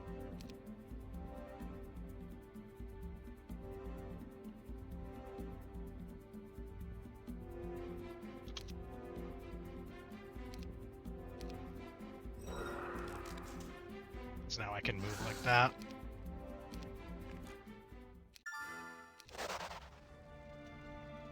Yeah, I mean, if I reach the box, it just throws everything off for a turn. I can't afford it. It's a small box anyway. Could even be some skeletons, but I'm here for the picket. Because I have other pickets to play. It is going to cost me some, no matter what. I can at least haste my skeletons and make it cost me less. Or fewer.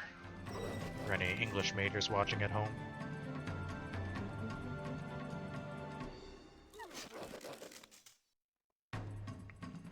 If I wait turn here, this guy should hit that skeleton. Because I want to take out a 15 stack. But it might cost me whites, but, you know, I have to risk that. It should be okay. Because he'll hit that skeleton, and then my skeletons can hit there, so overall, you know, I take a little damage, but not as much.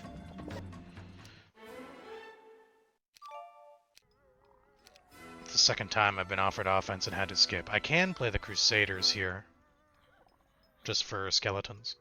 It'll cost me a little bit, but I think it's worth.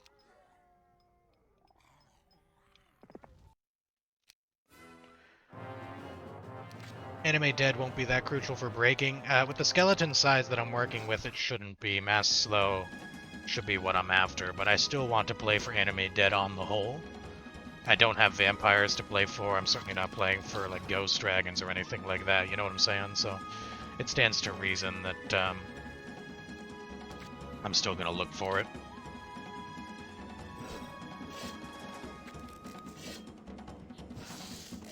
Wow, that guy barely lived, huh? 2 HP. Took a skeleton for living with 2 HP. Alright, so I'll probably... I mean, I can town gate. I don't have to run Isra, so... Gonna do that. Let's do this. That. And send Landa to pick up the resources.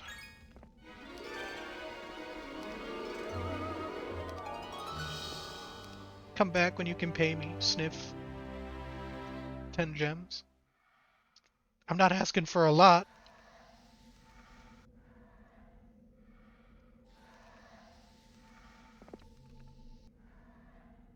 I prefer to hang on to Fafnir being my scholar, so I'm going to move Fafnir into the town here and leave him a speed 5. And have Arlek come forward instead. Will I ever go back for that box? Nah, not in this game. Bring everything I have. Try to get the marksman in as few stacks as possible. I need speed 7, and I don't have access to haste, so... I mean, even the wyverns aren't fast enough to cross, so this could go poorly. Simply put, this could go poorly. But it is what it is. Because I don't have expert level tactics. But I need to cut through. Prefer not to lose 108 skeletons. And I just don't have the mana to haste. 54, I mean, they shouldn't be able to take an angel. They would have to morale to take an angel.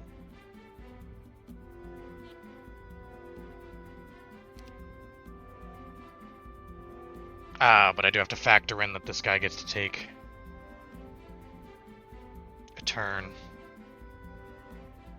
I won't attack, I'll block, and then I think I slow because my whites can cross into 1, 2, 3, 4, 5, 6. No, they can't. I should have positioned my whites forward. Wait turn here. Okay, they shot my skeletons. That's okay. That's fine. Now I just need to not miss a turn. Alright, good. That could have gone poorly, but it didn't. I'm gonna slow this guy so that he can't reach to punch my wyverns. I don't care if they both punch my angels, there's no way they get it done. But I couldn't have them punching and freely shooting. That's okay. I don't want to lose my wyvern. Like I said, this fight is actually really tough with the wrong tools for the job. But fortunately, still worth it.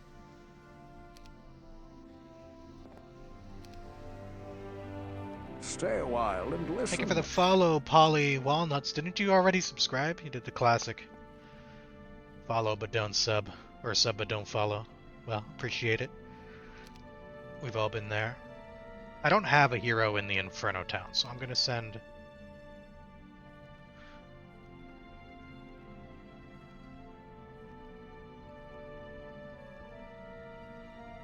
Well, actually, it might be correct to send Arlek to the Necro town and let Galthrin go hang out in Necroville. Or in the Inferno town up there might be the better play, actually. So let me put the... leave the boots.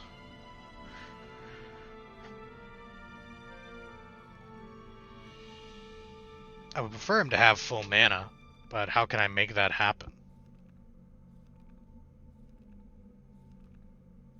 Better for the rest of my army to have +3, you would think. You would think. So I'll do that. Send him to the Inferno. Which one? That.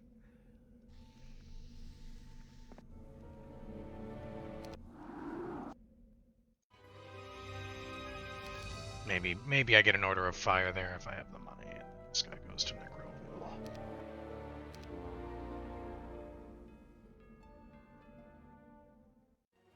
skeletize the... Make sure not to skeletize your angels and wyverns. I've made that mistake before. Not a choice mistake to make.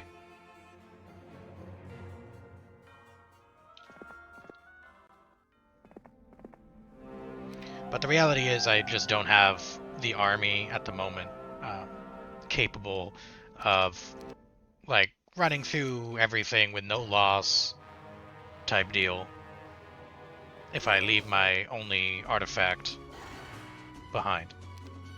So I'll have to have less mana on Gelfrin in the name of getting better results on all my upcoming fights, especially because Duplicate Ring of Vitality doesn't stack, especially because I'm not getting skeletons back with these heroes. Not all of them, anyway. Start with Tamika.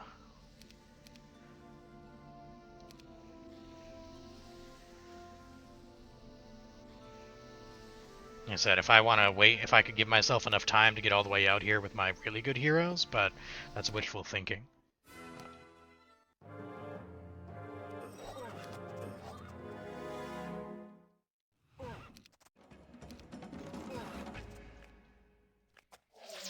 Immediately punished. Big Pog. I already shot him though, so I took a little bit less. I think that was 3 skeletons. But I'm only on basic necros. So.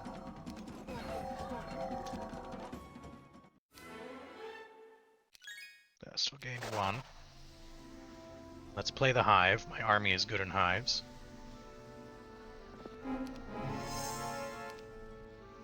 Let me offload the Cyclops. So if I bring my wyverns, they're actually going to go for my wyverns. I probably just want to do this. Should have the stats in a small that the angel's not at risk.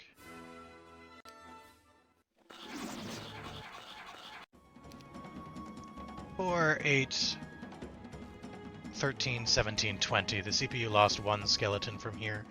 I assume I go... yeah. I mean, I take out 1 and 2. Yeah, makes sense, 1 skeleton. Because I can't take out 4 stacks.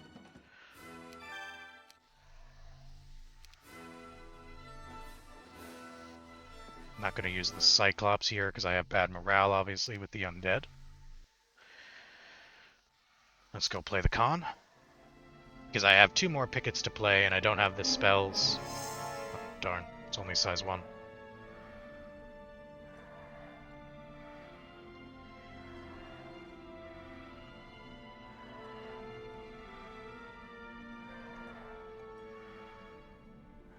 It would cost me a spell to try to save a skeleton from the Royal Griffin. If there was a Royal Griffin, I can't remember. Anyway, the idea was get the angels first, because they're adaptable, I don't need spells to support them, and I could then play the pickets more easily, but well, it just happens to be tiny. Yeah, I traded my Black Knights into Skeletons Necro game not too long ago. That was a classic mistake. If a tree asked to sniff my gems, I would run away. Yeah.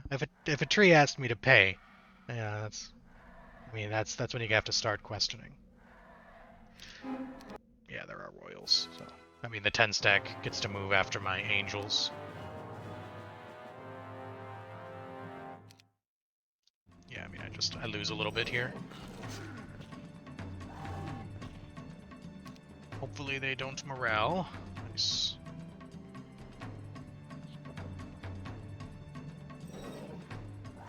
Obviously, I'm not on grass, so the griffins aren't as fast, and the wyverns are just fine. But I couldn't avoid the 1 hit.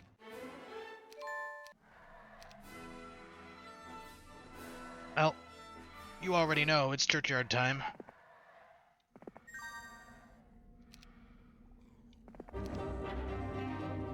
Hit my expert necro first.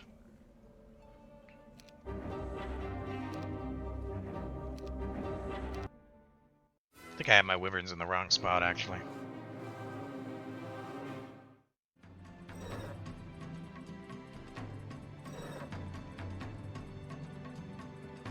This isn't the guy that goes... Oh, no, no, no, no, no!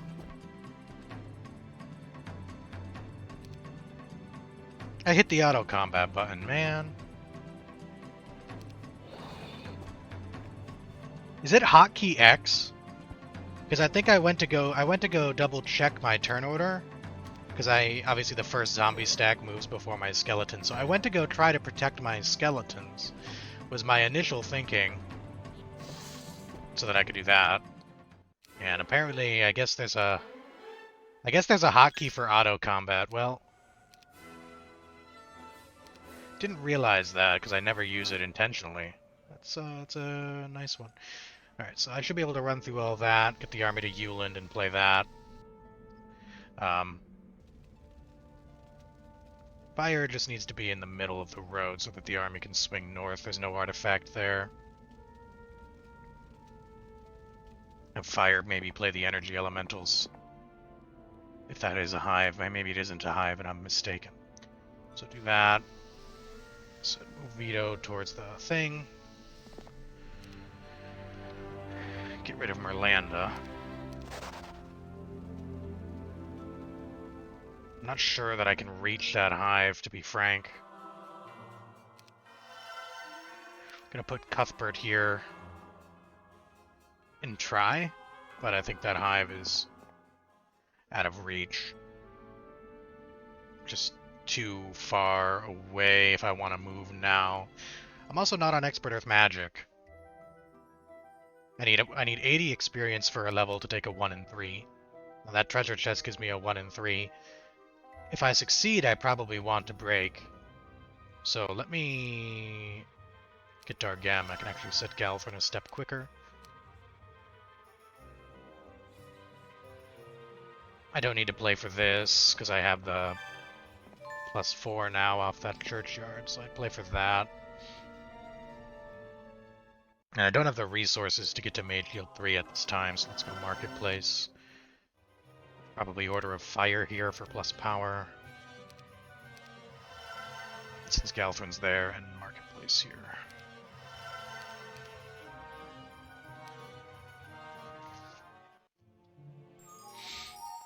Unless the chest is a stoic watchman. Yes.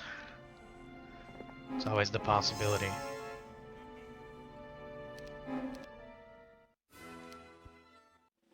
Auto combat is A. To be fair, A is right above Z.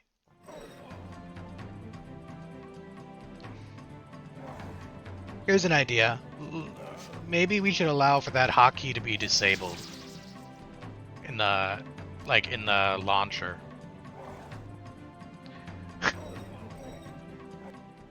Either that or I need to put like a duct tape over it or something and say, hey, don't touch this while playing Heroes 3.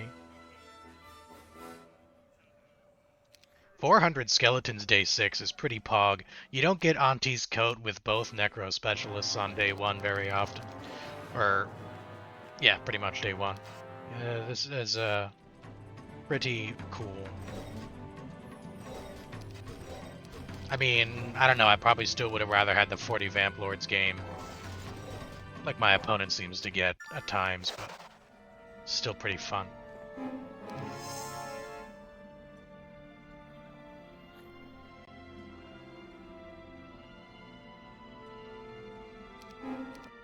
I don't have haste, so I will definitely lose troops, and this is a max. What's the solution?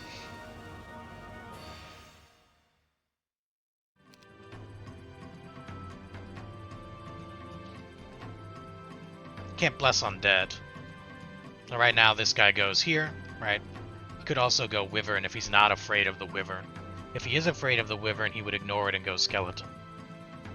My damage is 14 times 16, so let's call that 160 plus 64, so 224 damage average with 19 over 5.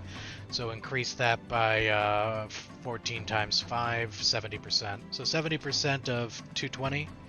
So I should hit for 300 on average, so I shouldn't have to bless for this guy to ignore me. So this guy goes Skeleton, that guy goes Skeleton, I hit this guy. That guy goes Whites, Skeletons, or Wyverns, and then this guy dog piles. So I think I just hit an arrow, because my arrow does the remaining 7 that the Angel does not. Yeah, big chunk into the skeletons, unfortunately, but it's max size and it can't be helped. I should trade this skeleton so that I can hit with the white and not take any damage back. So yeah, 39 skeletons for 12 Cyclops, but I get some skeletons back. 37. Yeah, I mean value. Yeah, 2 skeletons for 12 Clops. Not bad, not bad, not bad. You have some bad Necro games once in a while. You forget how redonkulous it is when you don't.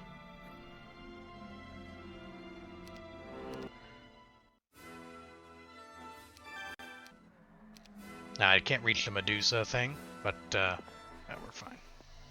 We take those. And again, this hero is level 1 down here, but it was a Necromancer, which is why I was leaving it out here instead of dismissing the hero, because I wasn't ready to play out here yet, but Necromancer value is so important in preserving your skeletons. No reason to play them. Yeah, I think I have to go down and around to reach those Black Knights. I'm gonna offload here so I take fewer losses. I'm not getting my skeletons back, but I can haste them.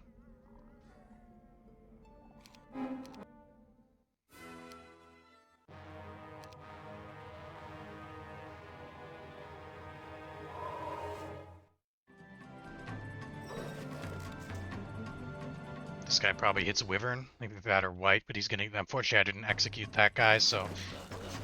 But he couldn't even get the 1 stack. Fine by me. I have enough to arrow? I do. Oh.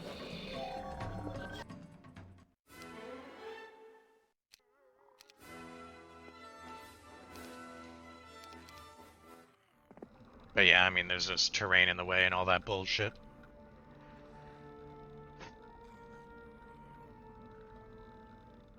The Corsairs flee. The Corsairs will hopefully flee here, and that should give me a stab at something. Maybe a level 3. Could be my animate dead. Level 4. I do want that chest plate. I was gonna chain out using Lena. Seems like I'm just gonna put Lena in the town. I have 17k, so...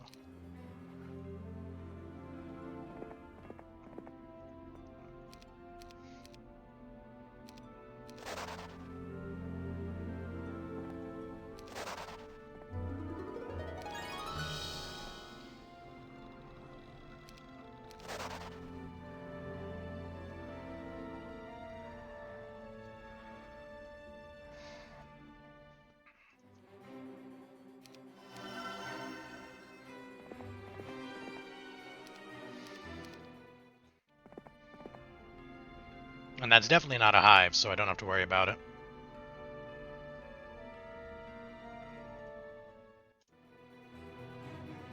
What's up with getting every ballista hero?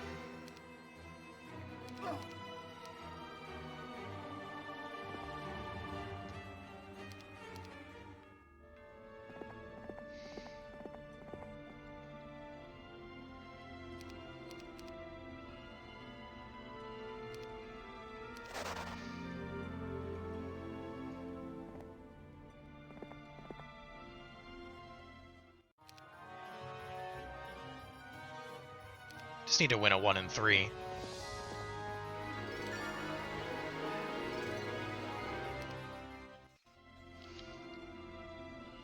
Sometimes lucky.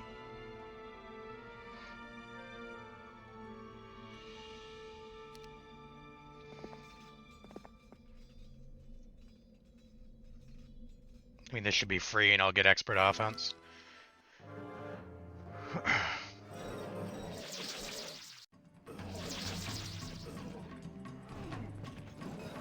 Actually, it's not enough Griffins to give me expert offense.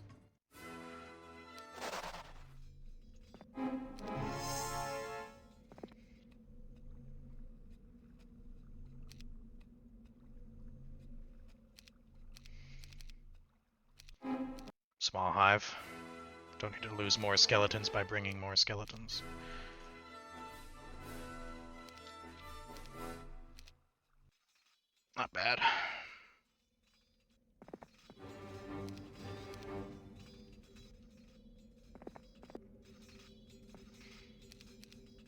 These poor trogs want to flee.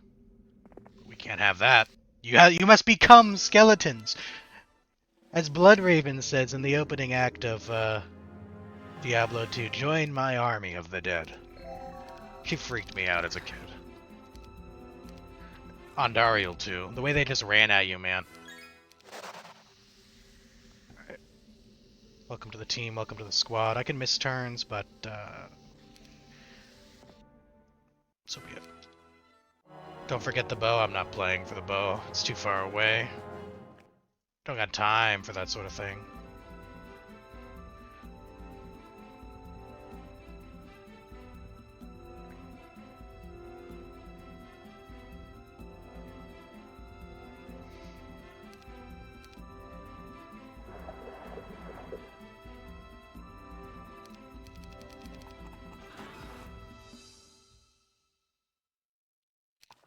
I mean, again, I had Auntie's coat, so I'm getting a booster early, and I hit both, literally both Necromancer specialists. I mean, that's just kind of crazy RNG. My Wyvern could miss its turn, but I don't want to take the Dread Knight hit.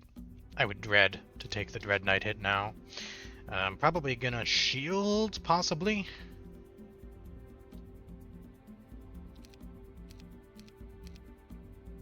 Well, that should be okay to not shield and save some mana since my Cyclops got their turn.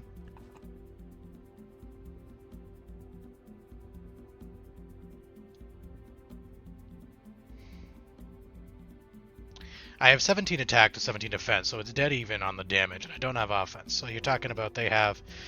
What's that? 11 is 1100 hit points plus another 20 times 11. Talking like 1300 something hit points. And I do... if I could bless, I could definitely hit it in one hit if I could bless, but I don't have bless, so I need to just pre-hit. So that everything else can hit. Hit this guy first, because the 11 stack is very tanky. And I will throw shield. You just can't bless undead. You got a lot of fucking health, man. I'd rather take out the Dread Knight. And then I'll take the Angel hit here. That should be enough for my skeletons to hit for free. No Wyvern's there. One skeleton blocks, the Ballista takes a chunk. And then I don't care about the one stack, he's meaningless. Unless he causes me to be cursed on my Cyclops. Exactly like that.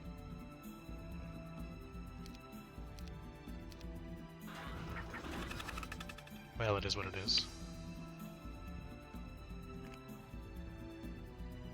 Could take that damage. My Angel doesn't have a follow-up until next round, but we're good. Well, annoying.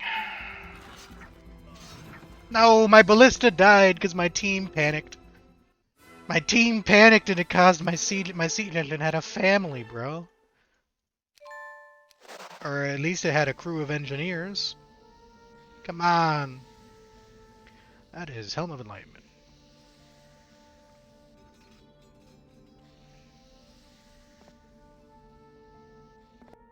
I mean, you know, don't mind if I do.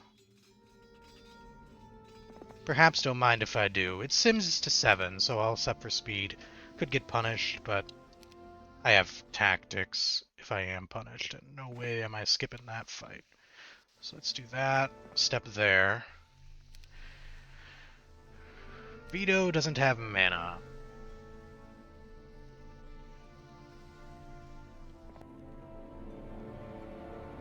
But she has a lot more movement.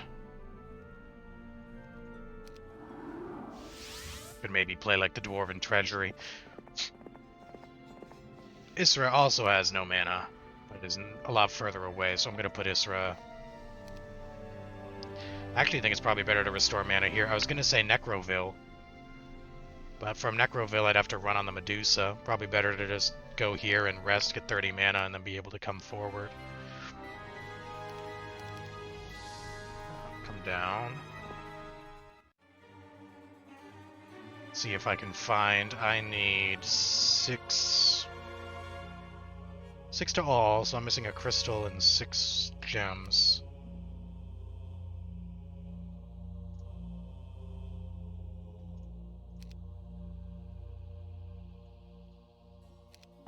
Can actually afford one more Mercury. Nope, can't do that.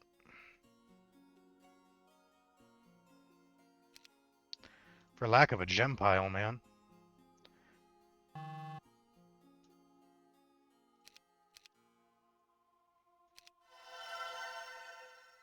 And I missed. Ah, you hate to see it. I just bet the farm and whiffed.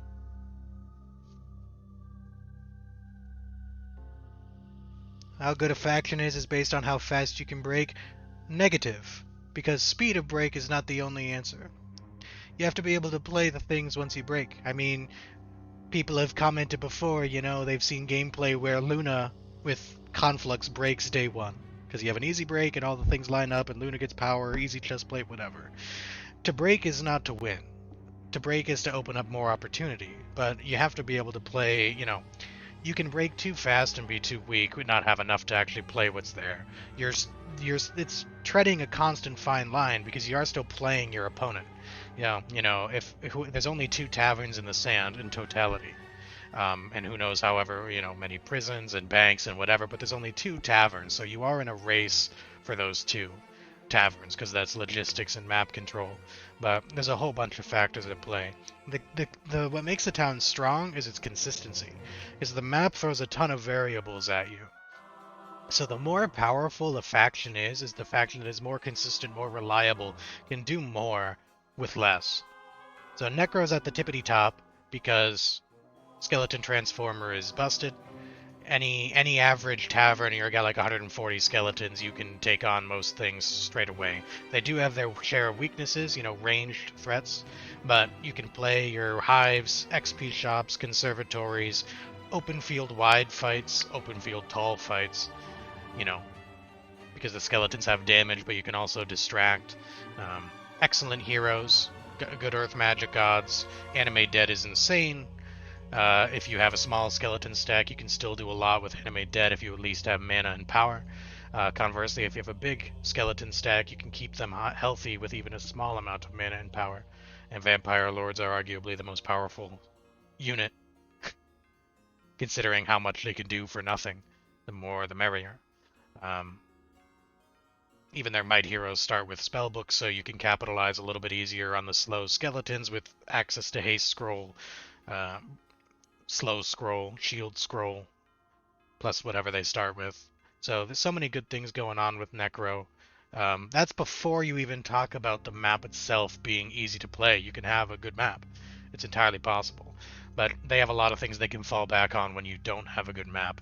And then you look at Conflux, Luna's just crazy. What can Luna do for you? The better you are at Luna, the more possibilities. They still have weaknesses in fire immune units and really, really quick units that even Luna can't get faster than, but so many opportunities for Luna to cheese and set you up to do other things. Dungeon, you start with a really strong attacking stack with excellent heroes with offense and tactics.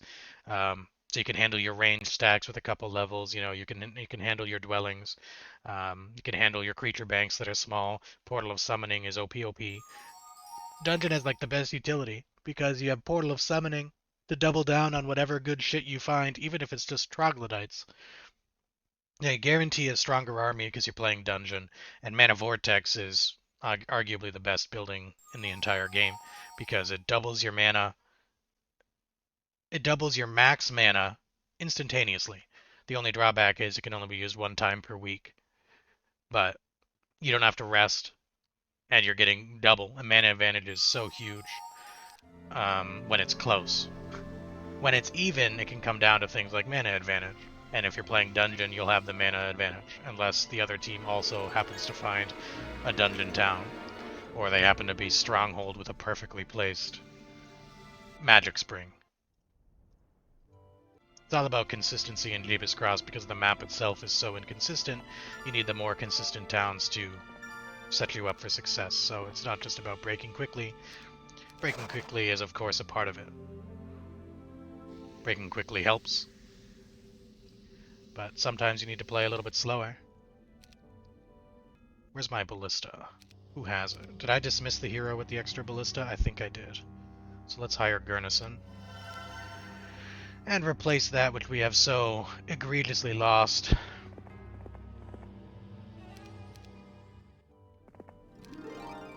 Didn't get gems there. It's worth picking up the gem here. I have sulfur.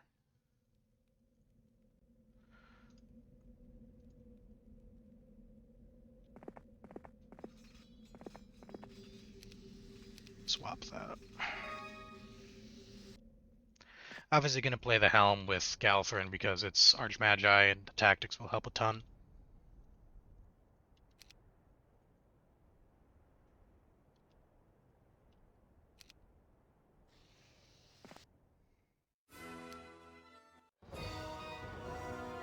Did I intentionally leave the weapon? Which weapon would that be?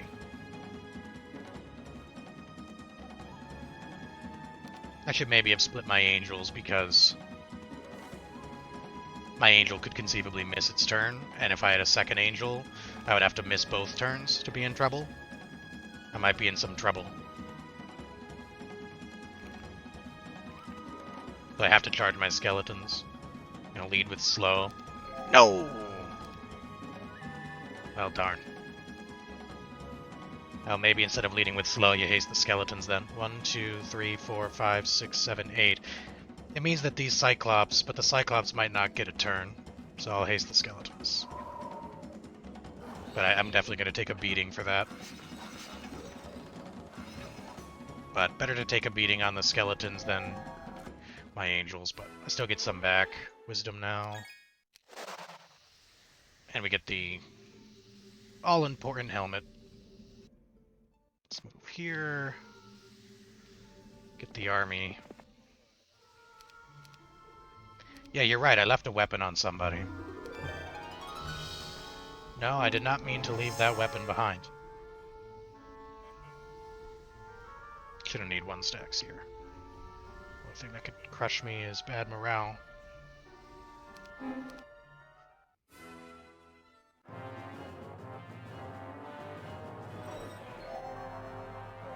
But the undead can't miss, so...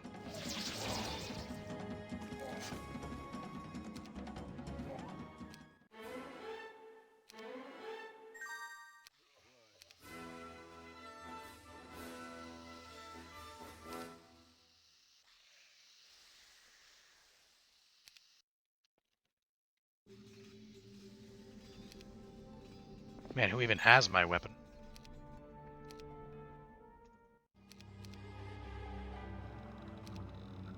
The fuck?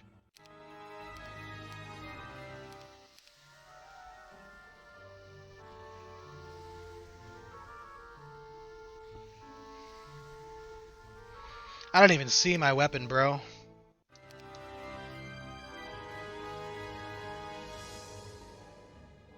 Oh, that weapon. Oh yeah, no, I wouldn't. No, I'm not playing that. That was that's a Stoic Watchman debate. It's not worth. I thought you meant I had a weapon.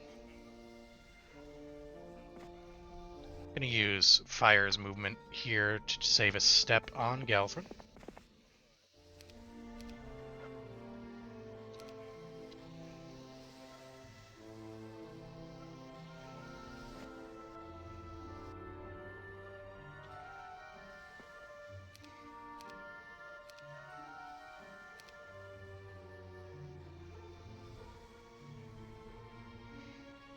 Also haven't hired from my town this week, but it's not the new week, is it? It's day 7.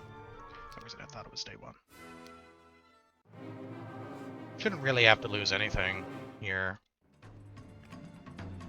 2 skeletons is 2 skeletons of waste.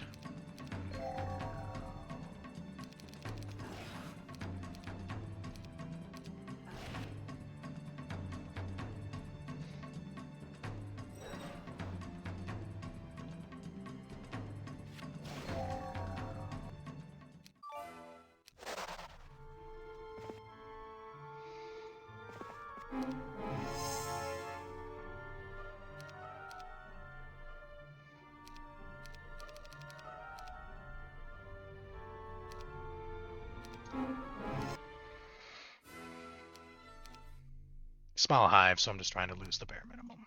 I need to lose something because they outspeed me. You know, is what it is.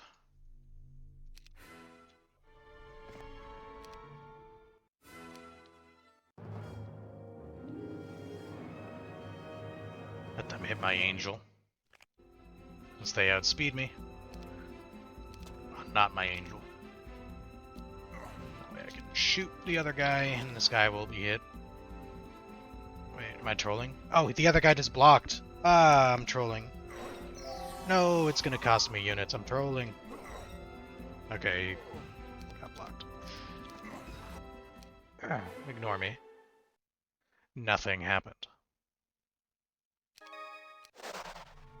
Absolutely played to perfection there. No mistakes. It's gonna cost me a step. But it's small again. The Cyclops and that number are fine. It's gonna cost me a little movement on Galthrum, but I'm at least getting this stuff done. Hard to not cost anything, right? Alright, east towards the town. I mean, there could be an entrance town there. That's the bag, man.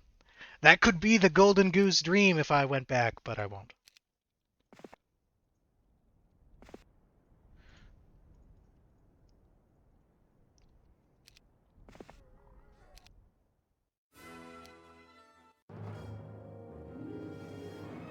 Reroll the Mage Guild spell.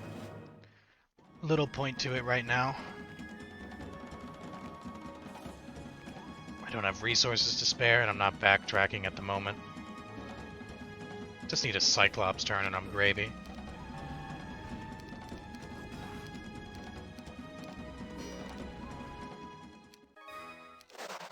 Can I reach that prison? No, I can't.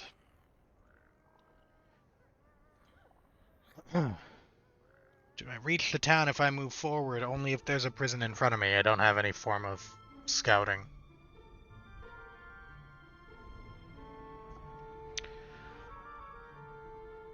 I have a strong Cyclops stack, and I don't think I'm going to hit exactly a prison right here that's playable. So I'll take the risk and play the picket.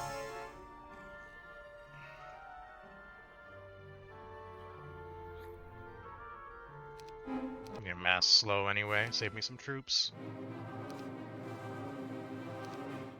Ooh, but then I'll be manaless. Ah, shit.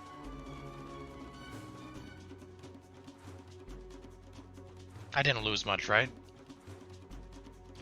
It's like eight whites and a skeleton. I positioned like I would mass slow, but I just realized my mana bar is really low. Yeah, there was no prison right here. Basically where that sand pit would be would have had to be a prison if I was gonna take it. Or if there was a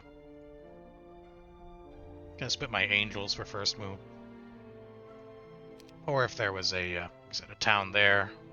I was trying to get Isra forward, unfortunately. I can maneuver to the town gate though.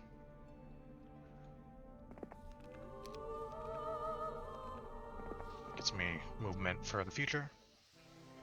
These guys are all stuck. Yeah. No point in re-rolling this turn. I don't have the resources, really.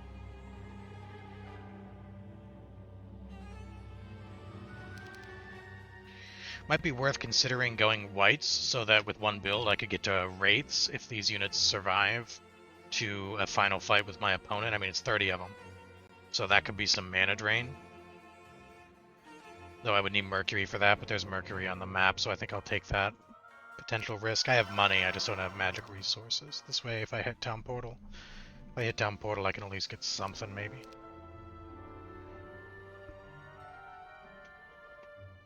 Average 117 stats and army, monk ass, dude. It was a good map, what can I say?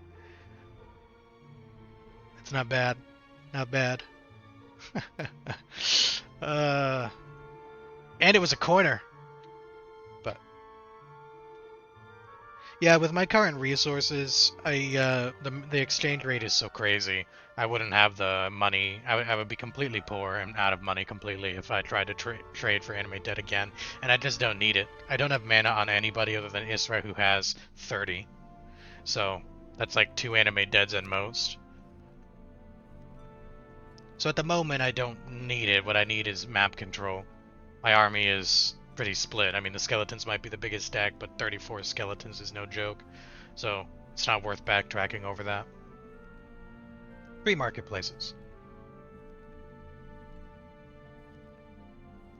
Yeah, I could have played this with... Maybe if I had a Necromancer available, that would have been worth playing.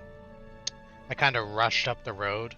I forgot that was there. This I would have had to prep for. This could reach with 1 hero and just trade back. This would be a hero of prep. But I was prepping out here. And I was getting the chest plate for it. So I was still getting an artifact. I wasn't being totally wasteful with my time. But yeah, I mean, like I said, that's what you look for. You look for somewhere to get started. Like, again, I found the size 1. It took me a while to find it, but I found it. You look for something to get started on to preserve your skeletons, and then you look for a necromancy opportunity to get your skeletons big. If skeletons is the method. Obviously, if you find a nice Pandora, maybe like a vampire box, whatever. But, so I was in trouble until I found that conservatory. From there, it had to break my way a little bit still, but with both necromancy specialists, and again, I did play for this early, the vampire cowl, because that's a bigger piece. You gotta remember, necro numbers are cut in half across the board. Skill, the flat skill is 30%, right, in the base game.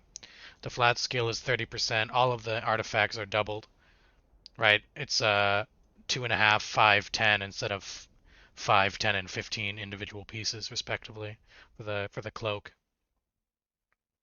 Obviously, getting things like liches and stuff from the cloak are disabled.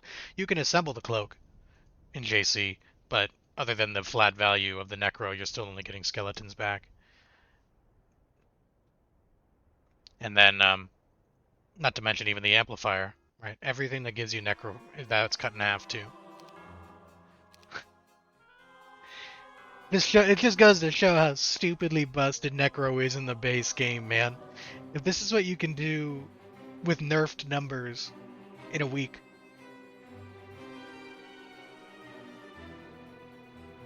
It also kind of shows how silly the AI is, right? Because most of the campaigns you're up against necro, if I'm not mistaken. There's probably some dungeon for sure in there, but there's like the whole campaign you're up against necro. There's such the upper hand if the AI wasn't the AI, you know?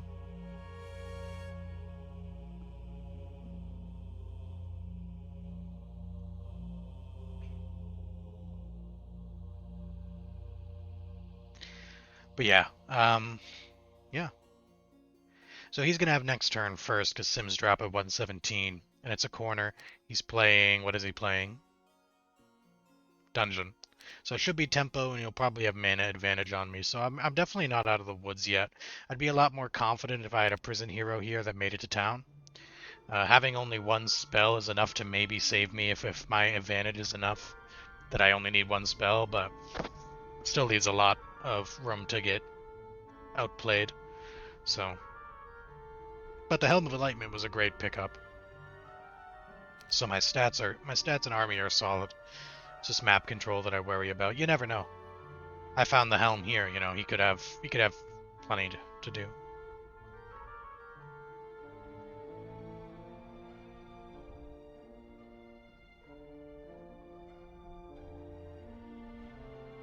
What did I hit in that churchyard? I feel like I thought I hit a weapon there.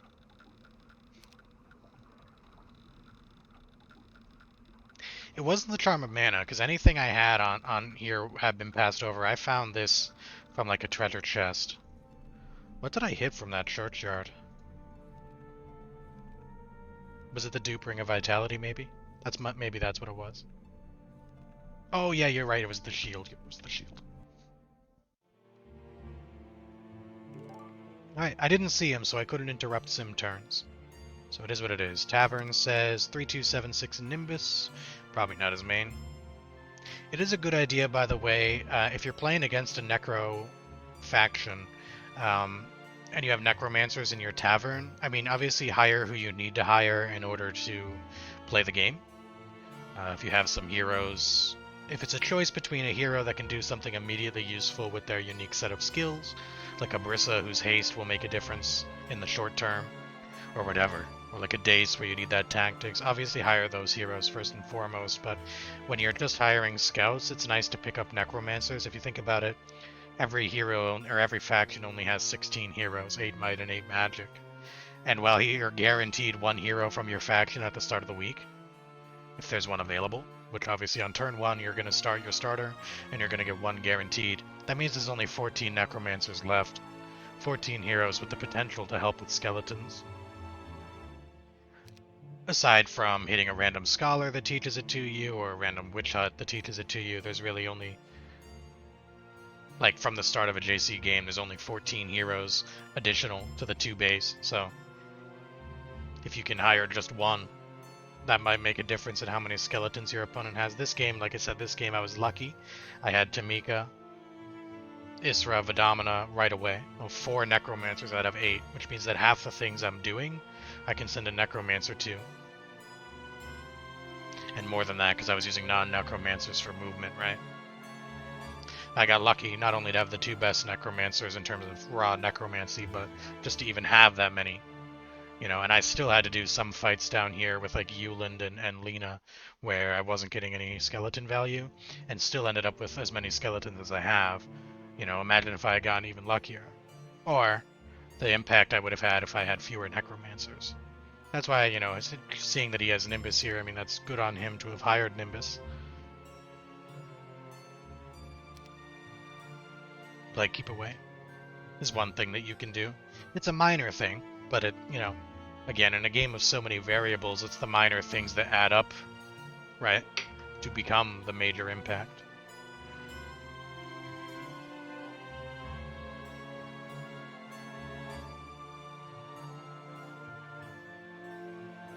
And I was also into my consideration of why I kept again. I mean, my opponent had no restarts left, and usually a corner is a pretty big risk for something like Necro, because Necro is just looking for more stuff to take. Imp caches are usually not good, but for Necro they're fantastic. Right. Easy skeletons in high volume. Now you want a bigger map, you don't necessarily need to rush to the middle. You certainly want to be faster, but you can also pretty consistently get through utopias and get value in that way and stuff, so you're okay playing a slower game. So a corner isn't necessarily what you want when you're thinking about your strategy from the start of the game. Because you'd rather have more landmass be your own.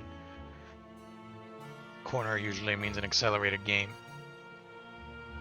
For you and your opponent who's also in a corner, right? But it's really just the 4 necromancers and the cowl and boots of speed, right? I figured those logistics would be enough to make a big difference if I could find what I needed.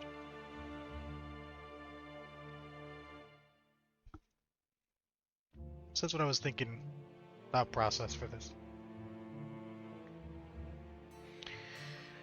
As for next turn, you know, I've already played these hives in Picket. Oftentimes, if I'm just trying to get down the road, I might leave these objectives, but my army is big. I'm stacking it, and I'm also at the mercy of my opponent being up first. If I was red side here under the same circumstances, I would have skipped this Picket. I still would have played these hives with, you know, Dargam, who's able to save me the movement, but this Picket I would have skipped, and I would have been here, because I would have been trying to make absolute sure that I make it to the town. From here, there's a chance if the road is bad that I might miss it. But I'm kind of conceding the fact that, but I'm blue anyway. So I'm probably going to miss the town. If I wasn't already there, I'm probably missing it before my opponent. So I'll take the Cyclops instead. But it does mean that I don't have too much behind me of worth to do. That hive is too far away without pathfinding or dimension door. And though I could get Dimension Door there, it's at a price I can't afford to pay. That's where having Animate would be big. I don't have it though. And attacking it with Galvern would still cost me quite a bit of loss, not only my remaining mana, but probably still quite a bit of skeletons, among other things. You know, I could miss turns on my Angels, and then the Wyvern, or then the Enchanters would go before I could slow, and then the haste. And I don't have any mana to fix that, I get smacked, so that's just a bad matchup for me right now. So I probably do something like move Vidamina here, you know, because these other heroes aren't very impressive, aren't anything exceptional. So maybe I move a Domina here so that I could eventually play for that and get some skeletons.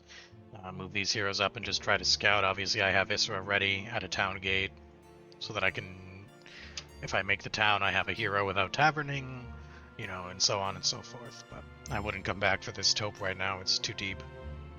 Maybe send like Christian, but I mean I'm immediately roadblocked there, so it's not a big deal. Probably just pick up these resources with Christian and get rid of them. How many wizards are the book guarded by? Well, it's at least a horde. Enchanters can be fickle in their value, in their numbers. You know, it could be a small prison hero and still a horde. It could be a medium prison hero and still a horde. If that was like a level 30, you would see a throng here, because it's week 2 and there's also a resource pile. So it's pretty safe to assume that's not 30, unless it's like a 98 horde. Could be a 98 horde type thing. But it's not worth the game to find out. Swapzy with the, or Andre with the gifted sub. Very generous. Much appreciated. Thank you for the support.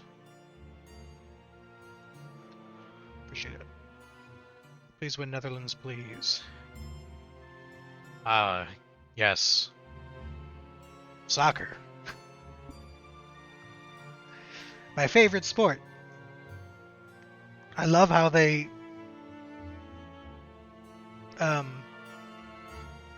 fall down and call for the yellow card so gracefully.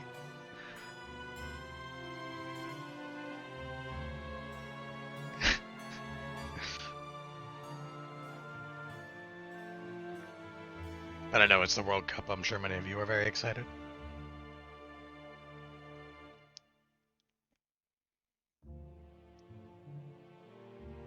Again, you have to think about how the enchanters fight Nua. There's a list of spells that they can cast,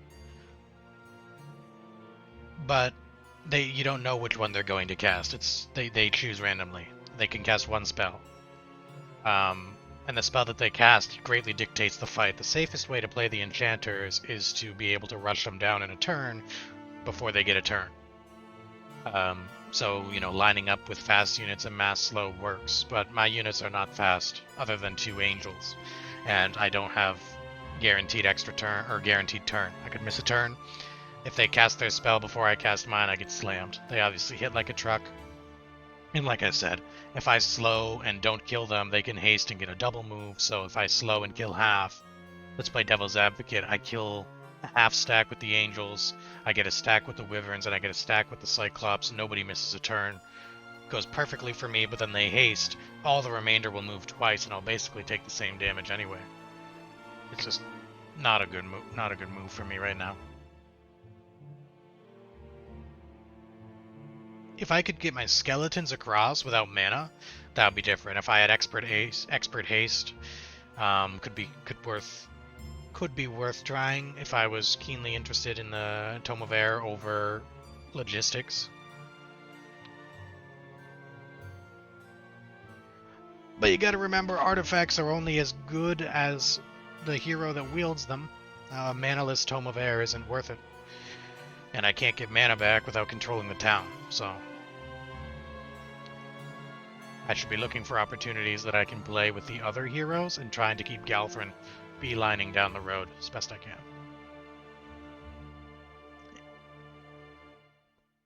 Even a Tome of Earth magic there, I would have to decline just because of the matchup. If that was a Tome of Earth magic but an easy matchup, I might try to play that, maybe get a little bit greedy. But even still, you know, it's not like my remaining map has a ton to play.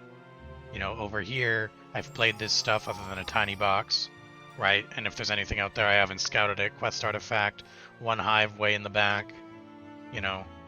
Obviously, some section here, you don't ever scout everything, but my map is actually small because it's a corner, and a small corner with a big desert. So the reality is, I don't want to retreat back at the moment. I want to charge forward.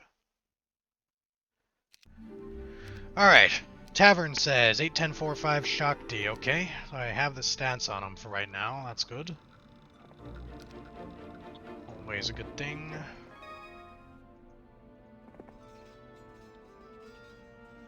Flag that for +1, but I'm not going to hire him right now. Excuse me.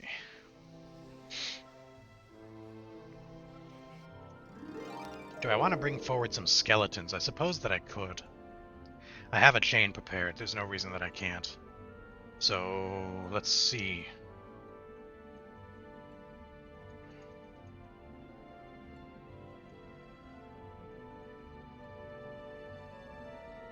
I guess I have to get rid of Tamika.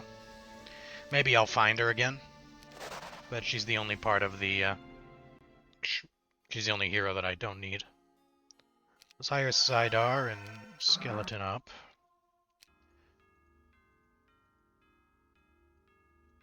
And I don't think there's too much I can reach here. I guess the sulfur pile.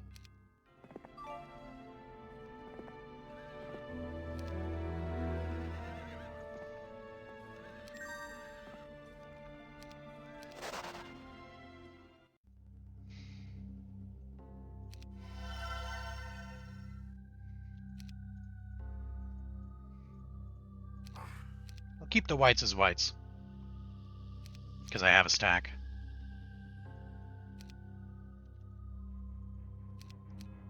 But I can't go, I'm not going to go Wraiths and split them 50-50 because then they take up just more space, which is the opposite of what I want. I want to keep Lena because she makes me money. A lot of money.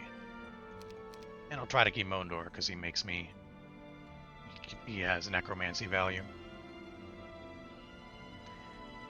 But I can't do that. And given my size of my skeleton stack, it's probably worth to actually dismiss Mondor in favor of getting these skeletons and then hiring somebody from there.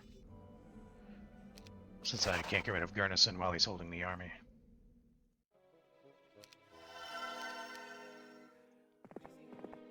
So I can get the army pretty much to Christian, now I can get rid of Gurnison.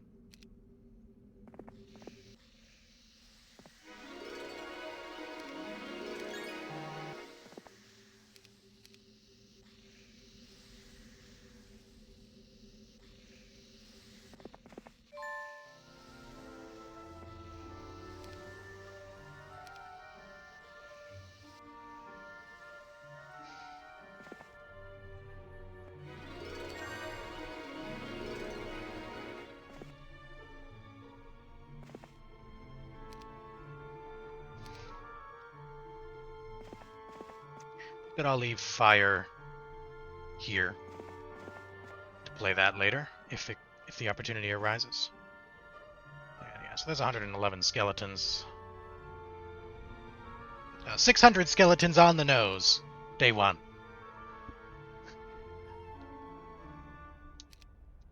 That shit is cool.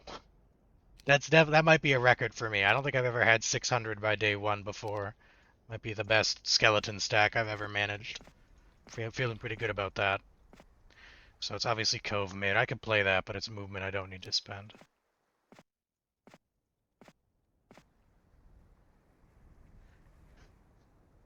I mean, come on, dude. That's a lot of action. 600 skeletons, man. I can't play these guys because they could Wraith, and then I would lose mana that I can't afford to lose. So I have to skip them. That's mid. And given that that picket's unplayed, I think it's safe to say I'm arriving first. Also, Titan's Curious in the road.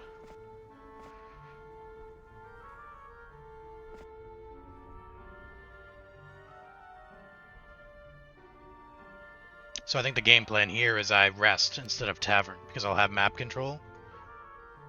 So let me play the Wyvern Monarchs with my remaining mass slow. Make that easier on my army.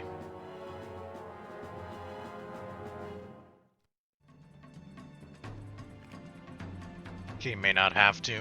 Just trade the two skeleton ones and cross your fingers that they don't morale. Perfect.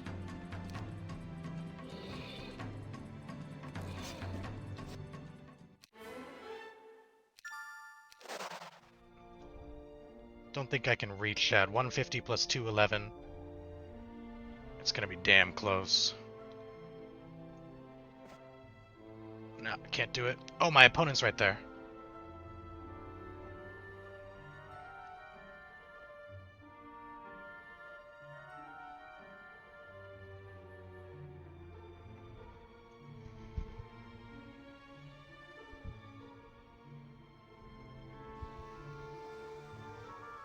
I was going to Mage Guild because I can Tavern with just controlling the town, but now I might be able to just attack my opponent with Galfrin. He's a lot better than Isra.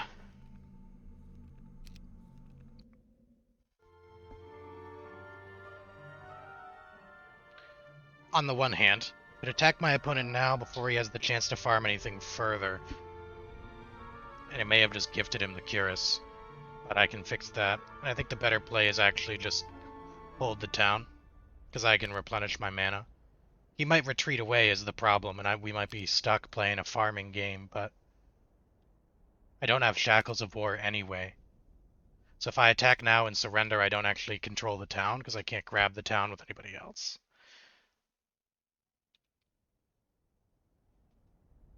So I'll take the town. And if I had picked up the Cuirass, I would have been unable to walk in. As you can see, 170 remaining, and I would have needed 211 to grab that with Pathfinding. So let's do that, and then...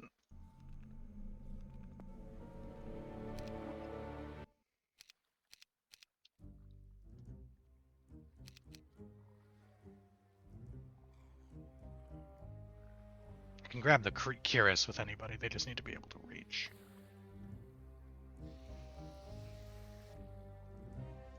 But you know what? Maybe it's better to play the Picket with anybody and grab the Cuirass while I can. Because I'd have to be able to Town Gate, and Fafnir is not that quick. So getting the Cuirass is actually the harder part, and I don't want to leave that for my opponent. His power is only 4, so that would be a huge upgrade for him. So let's go ahead and take this, actually. Maybe play the Sultans? Or let the Sultans flee. 737. Alright, I'll play the Picket then. That's tiny. Tiny, but I can get away with Mass Slow.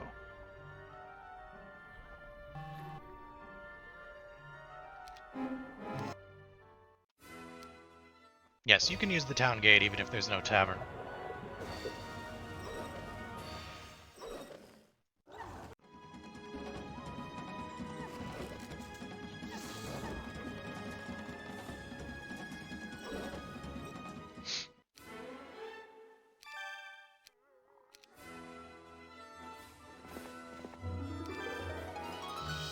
Yeah, see, I'm a step shy, and I can't attack him either. I'd hate to lose my Isra, but that might be the price that I pay.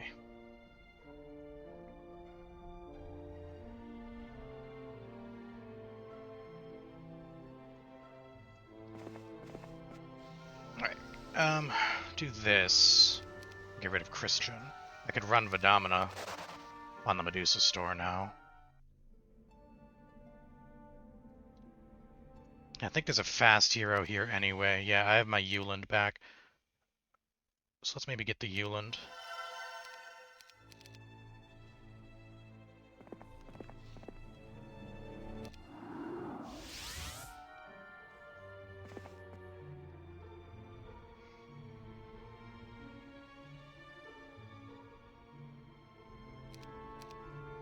I think I'm losing Isra here. Because my opponent will have tactics.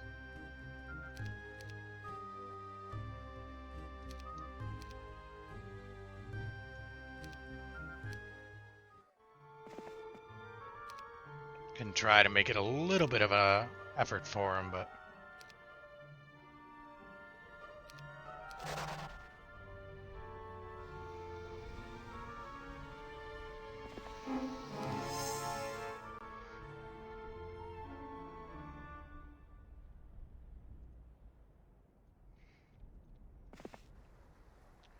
Unfortunately, that's about all I can do there.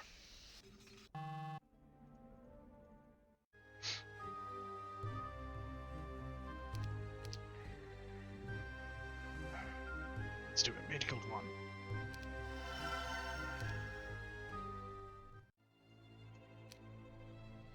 Guess I'll put Fafnir here. I was thinking about maybe throwing a spell, but I don't have a ton of money to waste. So I'll do that, and then is there any other thing I can be doing? I don't have a hero there. Guess I can grab a crystal piece and move towards the Mercury. And then I can run Vidomina. That way I'm ready to hire her. But I can set for speed here. I obviously lose mana a little bit from the Curious, but I gain considerable power. And again, my opponent, if I had gone here and Taverned, I could definitely pick this stuff up. I'm actually kind of punished for playing for the Wyvern Monarchs because with Galthrin, because if I just went straight to the town and then town gated and played that with Isra, I could have seen my opponent and still sent a different hero through the town gate, like the hero that I sent already, and scouted him with the one stack and found out how much mana he had and maybe made a determination. Because we had like 100 mana with Vortex, you know, I wouldn't have gone at him. Because I only have 5 mana and I could lose. Play it safe. But from here, you know, I'm kind of conceding whatever that section has, assuming he has a tavern out there already and is able to farm it, you know what I'm saying? So we'll have to see. And if I was red side, I would have attacked now. If I was red side, I would have attacked now because I wouldn't get any mana back anyway from resting. So I would simply be conceding him a half turn to farm. But as blue, I can get the mana advantage and make sure that the only way he beats me from this position, if he attacks me right now, he has to be stronger. Outright stronger than me. Given that I have the stats, he has to have an army advantage. Given that I have over 600 skeletons. I feel like I probably don't have the army disadvantage. So, I think I put myself in a really strong position.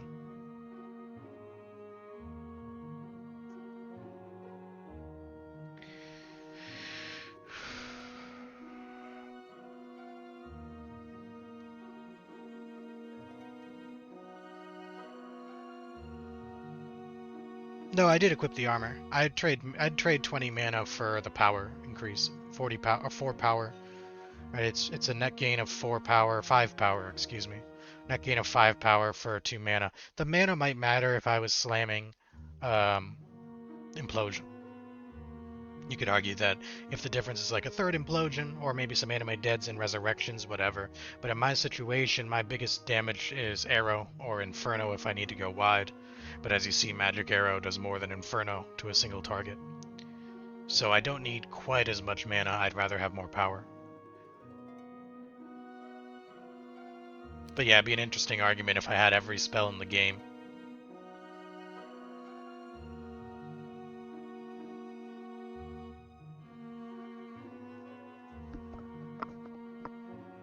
Why not upgrade the skeletons? Good question. And the answer is because if you don't have every single slot full, essentially if you have a single open slot with Necromancy, you're going to get a regular skeleton back. So you're going to start having regular skeletons and upgraded skeletons, which means you're taking up 2 stacks and you're trying to protect both of them. And it's just not worth it. The upgrade is a plus speed and I think maybe like an attack skill. Might even be a defense skill too, but it also is a cumbersome inconvenience unless it is about to be the final fight and you can do it. And you say, I'm going to get you, I'm going to upgrade, and I'm going to attack you right now. In that moment, sure, take the upgrade, it's just more stats. But the inconvenience of the actual necromancy. Not to mention that you can always turn a skeleton to a skeleton warrior at a price of gold. But if you're actually necromancing skeleton warriors back, you get fewer skeleton warriors. Because it calculates for the extra value of a skeleton warrior to a skeleton. And while that might be somewhat marginal, it adds up. Furthermore, there has to be a chain, and this chain worked for one way only, not both ways. So, because of the distance that I had to cover. And I wasn't planning for it. If I had every hero on deck for chaining, I could have chained one way forward, and then, you know, try to use the town gate in some fashion. But I don't actually have full-on town portal, I have one-way transportation, so limits my options, and I didn't even have the town yet. Like, from this position, I could conceivably upgrade my skeletons if I just walked it all the way out. Walked it down, walked it down, walked it down, walked it down, spent money here, upgraded, and then ran there. I could conceivably make that happen, but it's not worth these heroes. These heroes can pick up resources and put me in a better position. Not to mention, these heroes I plan to play what's there. Possibly not, those devils could still be a bit greedy, because I'm only really getting a Hive and a Pandora. Pandora on fire, who doesn't start with a spellbook, might not be all that helpful if the devils don't flee, or if there's archdevils and I take a big chunk, you know, for 4 wyverns type thing. I want to go towards my opponent and deny as much there as possible. Probably consider that taupe. But I want to see whatever's there. My opponent's obviously farming some stuff. As you can see, he's got a hero right there. So, you know, who knows? Maybe there was like Helm of Enlightenment, Tome of Earth right there, and he hadn't picked it up yet. Could get punished for playing it safe.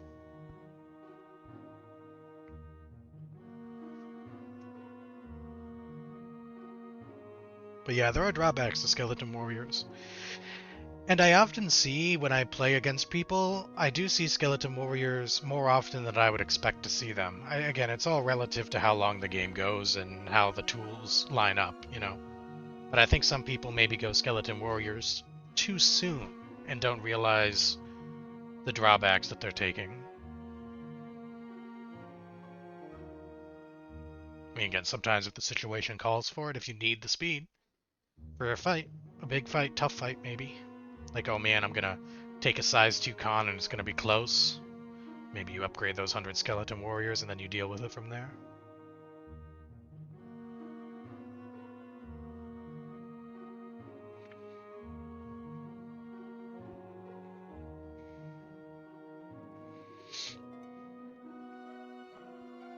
But there's, you know, it's a strategy game. And the beauty of it is there's nothing that's truly free. Everything has a cost, even if it's a cost that's difficult to see. Not everything costs gold, costs movement, costs troops, costs mana, costs building, costs time.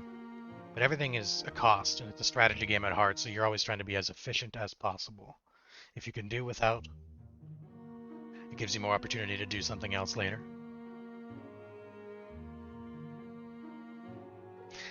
Like I said, a hard con or a hard XP shop, especially if you're not able to use the Galthrin. But if you're able to use Galthrin and it's not hard, you get the speed advantage by tying and manipulating. You don't lose that much. But a build does cost you a full turn plus the resources. And so again, it's all relative to what you're playing. So you have to make the determination for yourself each game.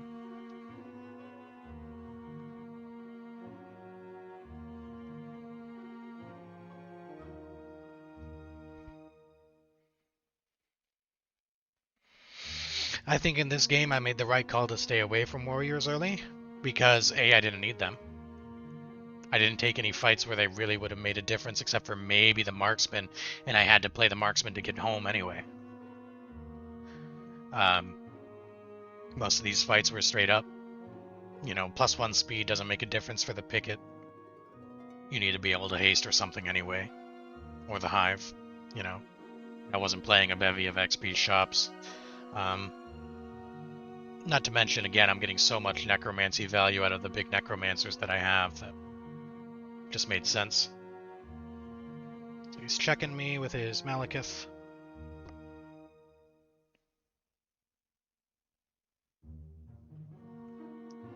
Does Dargam even have haste right now?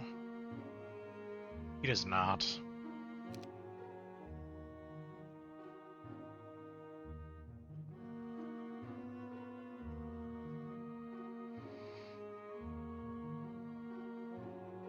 How much mana is left on Vito anyway?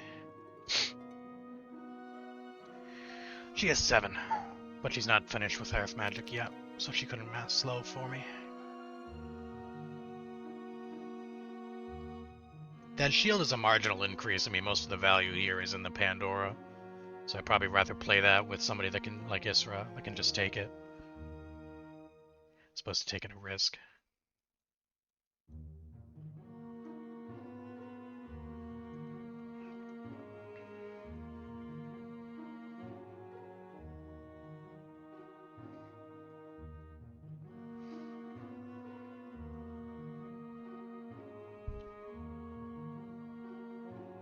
His stats were about half mine last turn, though, so whatever he did play for, you know, if those stats are, you know, we can see the stats now, yeah, about half attack, less than a little bit more than half. Advance, obviously low power, and half knowledge, so, you know, plenty of room for improvement if there's any artifacts lying around. I do have Boots of Speed, and I'm set for speed, though, so with any luck I can catch him. And I have Tactics, so we match on Tactics if the army's on Shakti, so I can at least get first move if I'm faster. Or tied. So as long as he doesn't have like Firebirds or Speed artifacts, which are both entirely possible, but just thinking out loud, that's what one thing I don't have is Shackles. So we'll have to see. I need to scout, and I don't have a ton of time.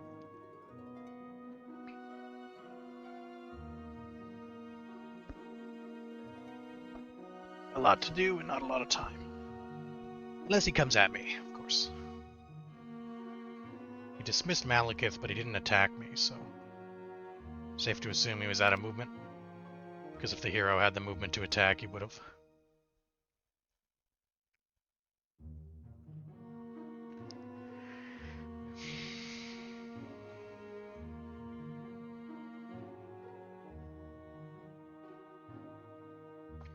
But now Tome of Air is more valuable because I have the mana to slam it. So picking up a Chain Lightning from that, having the mana to utilize Dimension Door, these are all things that make the enchanters a lot more worth playing because the Tome of Air has a lot more immediate value. But I have to have the tools for the job still. I still lose a lot there. I want to know what's going on down the road. I want to know what's going on down up the road. And I've only got 9k, so...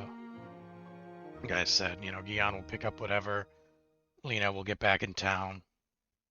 Hello there.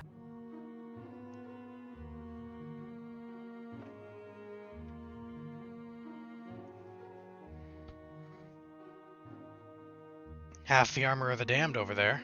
I still don't know where the skull helmet is, though, so even if I know that I can get the black shard, you know, and I have Helm of Enlightenment anyway, so I wouldn't really use it much. Ikira.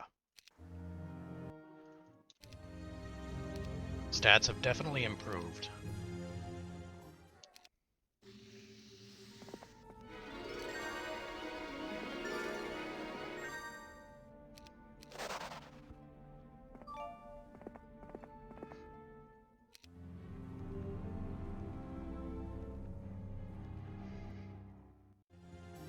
Do have haste here.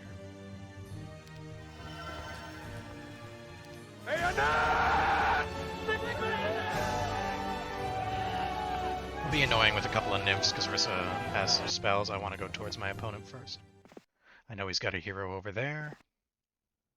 That's Nimbus.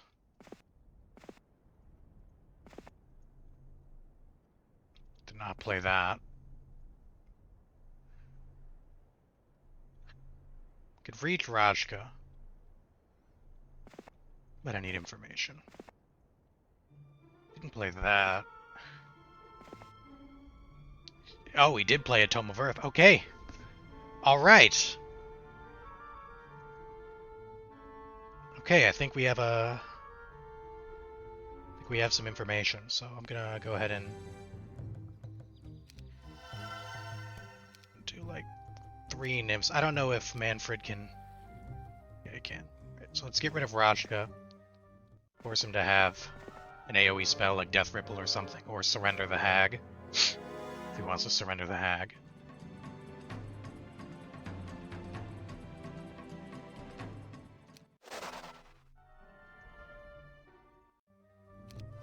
Didn't have a cannon, so I'll make that trade. Oh, buy a book.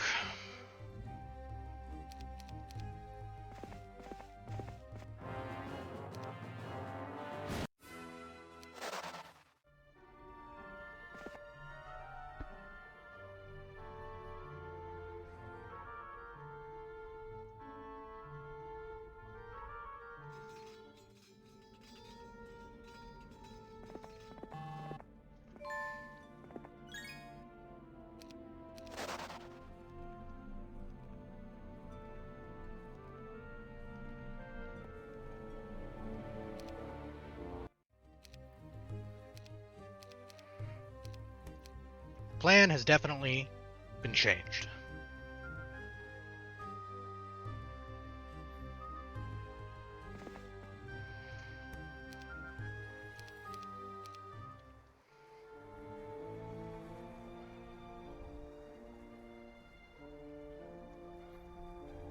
Wish me luck on the enchanters, fellas.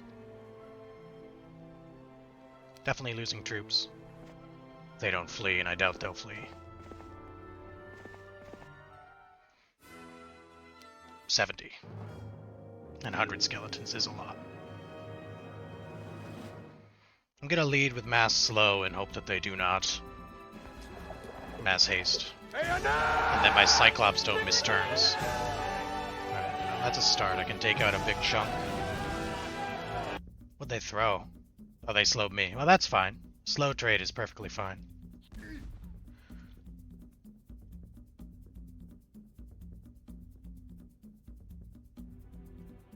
I can still cross, but then I lose an angel. It's actually probably better to just sit back, get another Cyclops turn. Because I can miss turns and stuff anyway. Let's haste the Clops.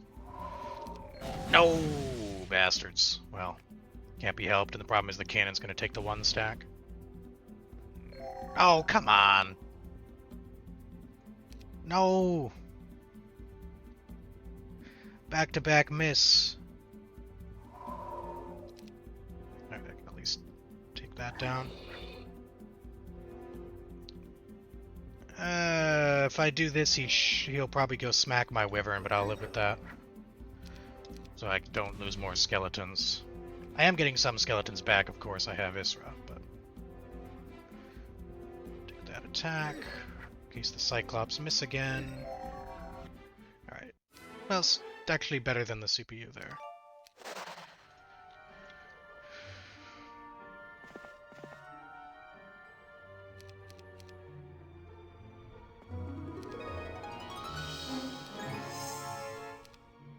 Not a bad hero, but that's not why I'm here.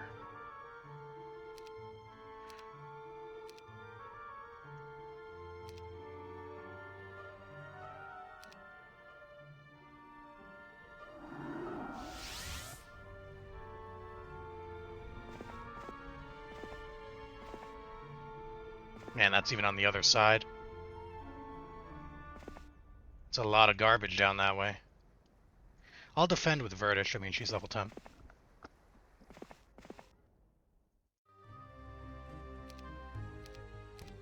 My beautiful, sweet 600 skeletons.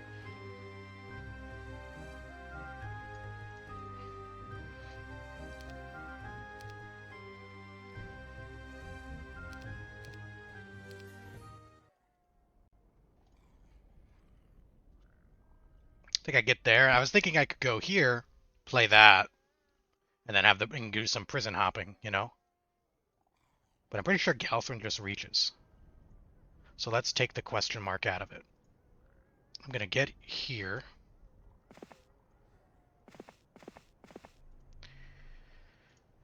And I'm gonna DD to the Psychics. Take the road, DD to the Psychics. This way I have this prison hero as backup. Because my opponent is positioning by a little artifact called the Tome of Earth. Need to bait the magic forward and they don't have any chance to morale, so if I do that, the magics should kill themselves. Because I can slow the Psychics.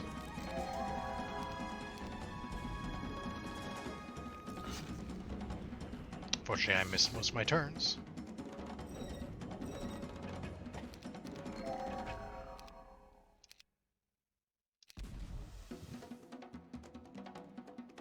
I have my Cyclops turn so I can walk away. No! But I had so many skeletons to flaunt. He knew the jig was up, dude. He knew the jig was up.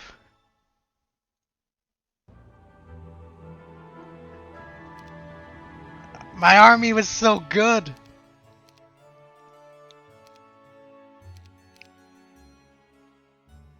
I was laughably powerful. That was without question the strongest skeleton game I've ever had. I've had bigger armies, you know, vampire boxes, big angel stack, whatever. But without question, that was the strongest skeleton farming JC game I've ever had.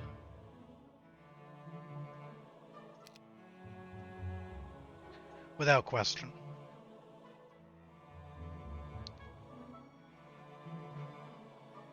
Is his name like First something? It's got to be on the other side of the F's.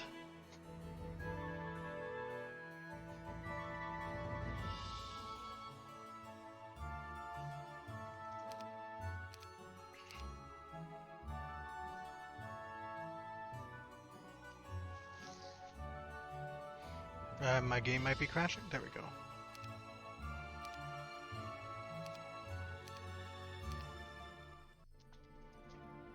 Yeah, so he was positioned here. It's pretty clear he played the Shield of Courage there. He left that. I had already played that. He ignored that. He played that. He ignored that.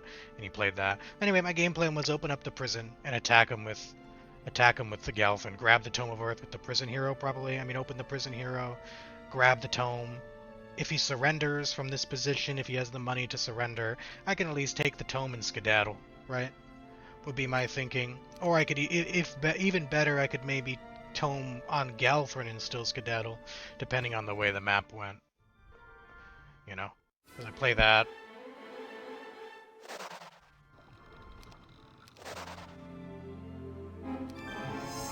Yeah. Level 20 Malik or Deemer, no Earth, so preferably he just grabs the tome.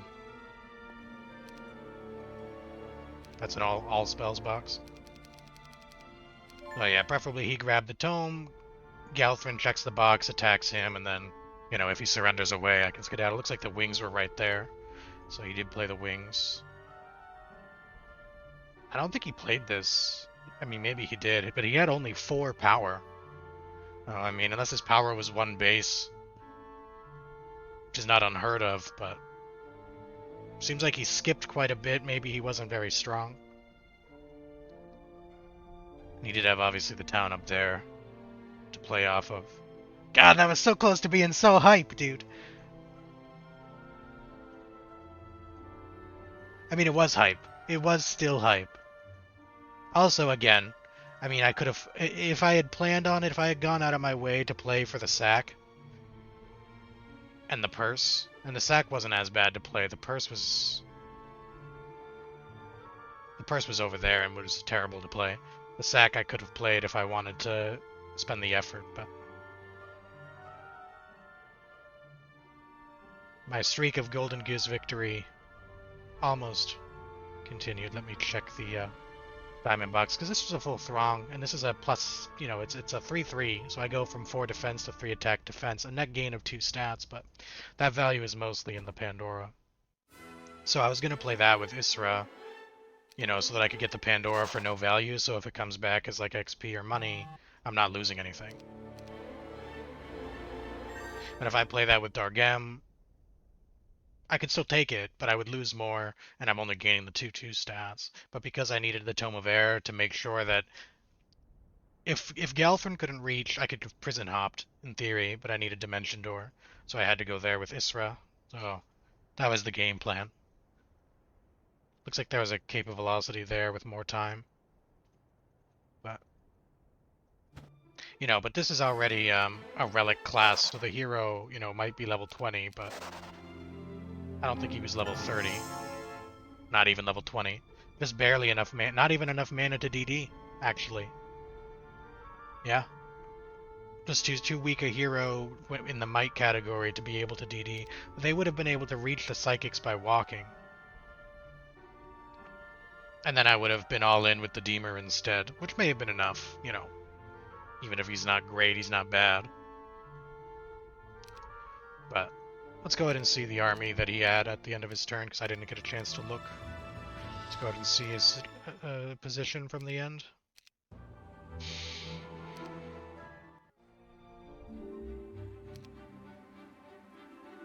No, right, I don't NWC the one, I'm playing Nazi.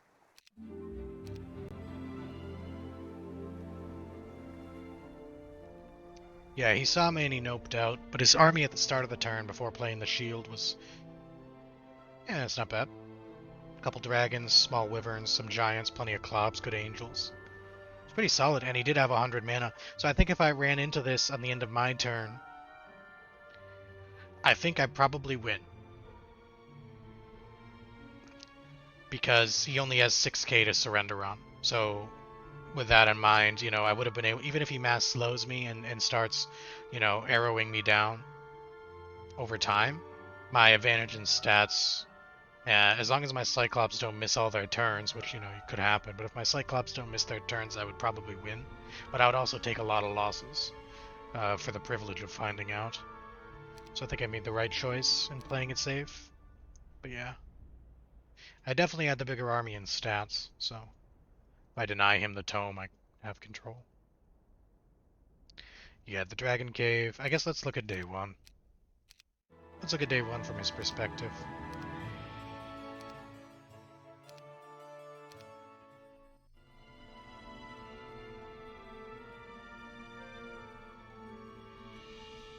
He did find this cave on turn one, because you can see his hero there. Because this cave's kind of in the middle of nowhere, but he was able to find it and scout it. It's an annoying guard, but it's not unbeatable. There's no resources there, so you could definitely get to that quickly, but he obviously already played the Manticores. So he had to play the guard, because it was in the road, but he actually went ahead and flagged the dwelling as well, so maybe kicked himself a little bit there. Though I don't know if he ended up winning the 50-50. I don't think so, with only 2 dragons. Given he probably didn't win the 50-50 there. It's large.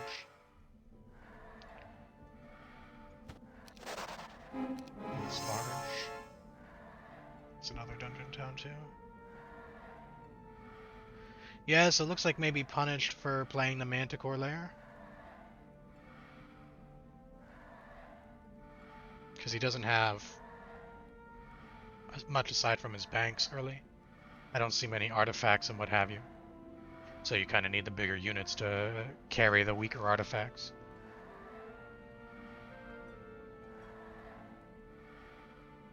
I'm surprised that he played it. With as much money as he had and the ability to see the cave.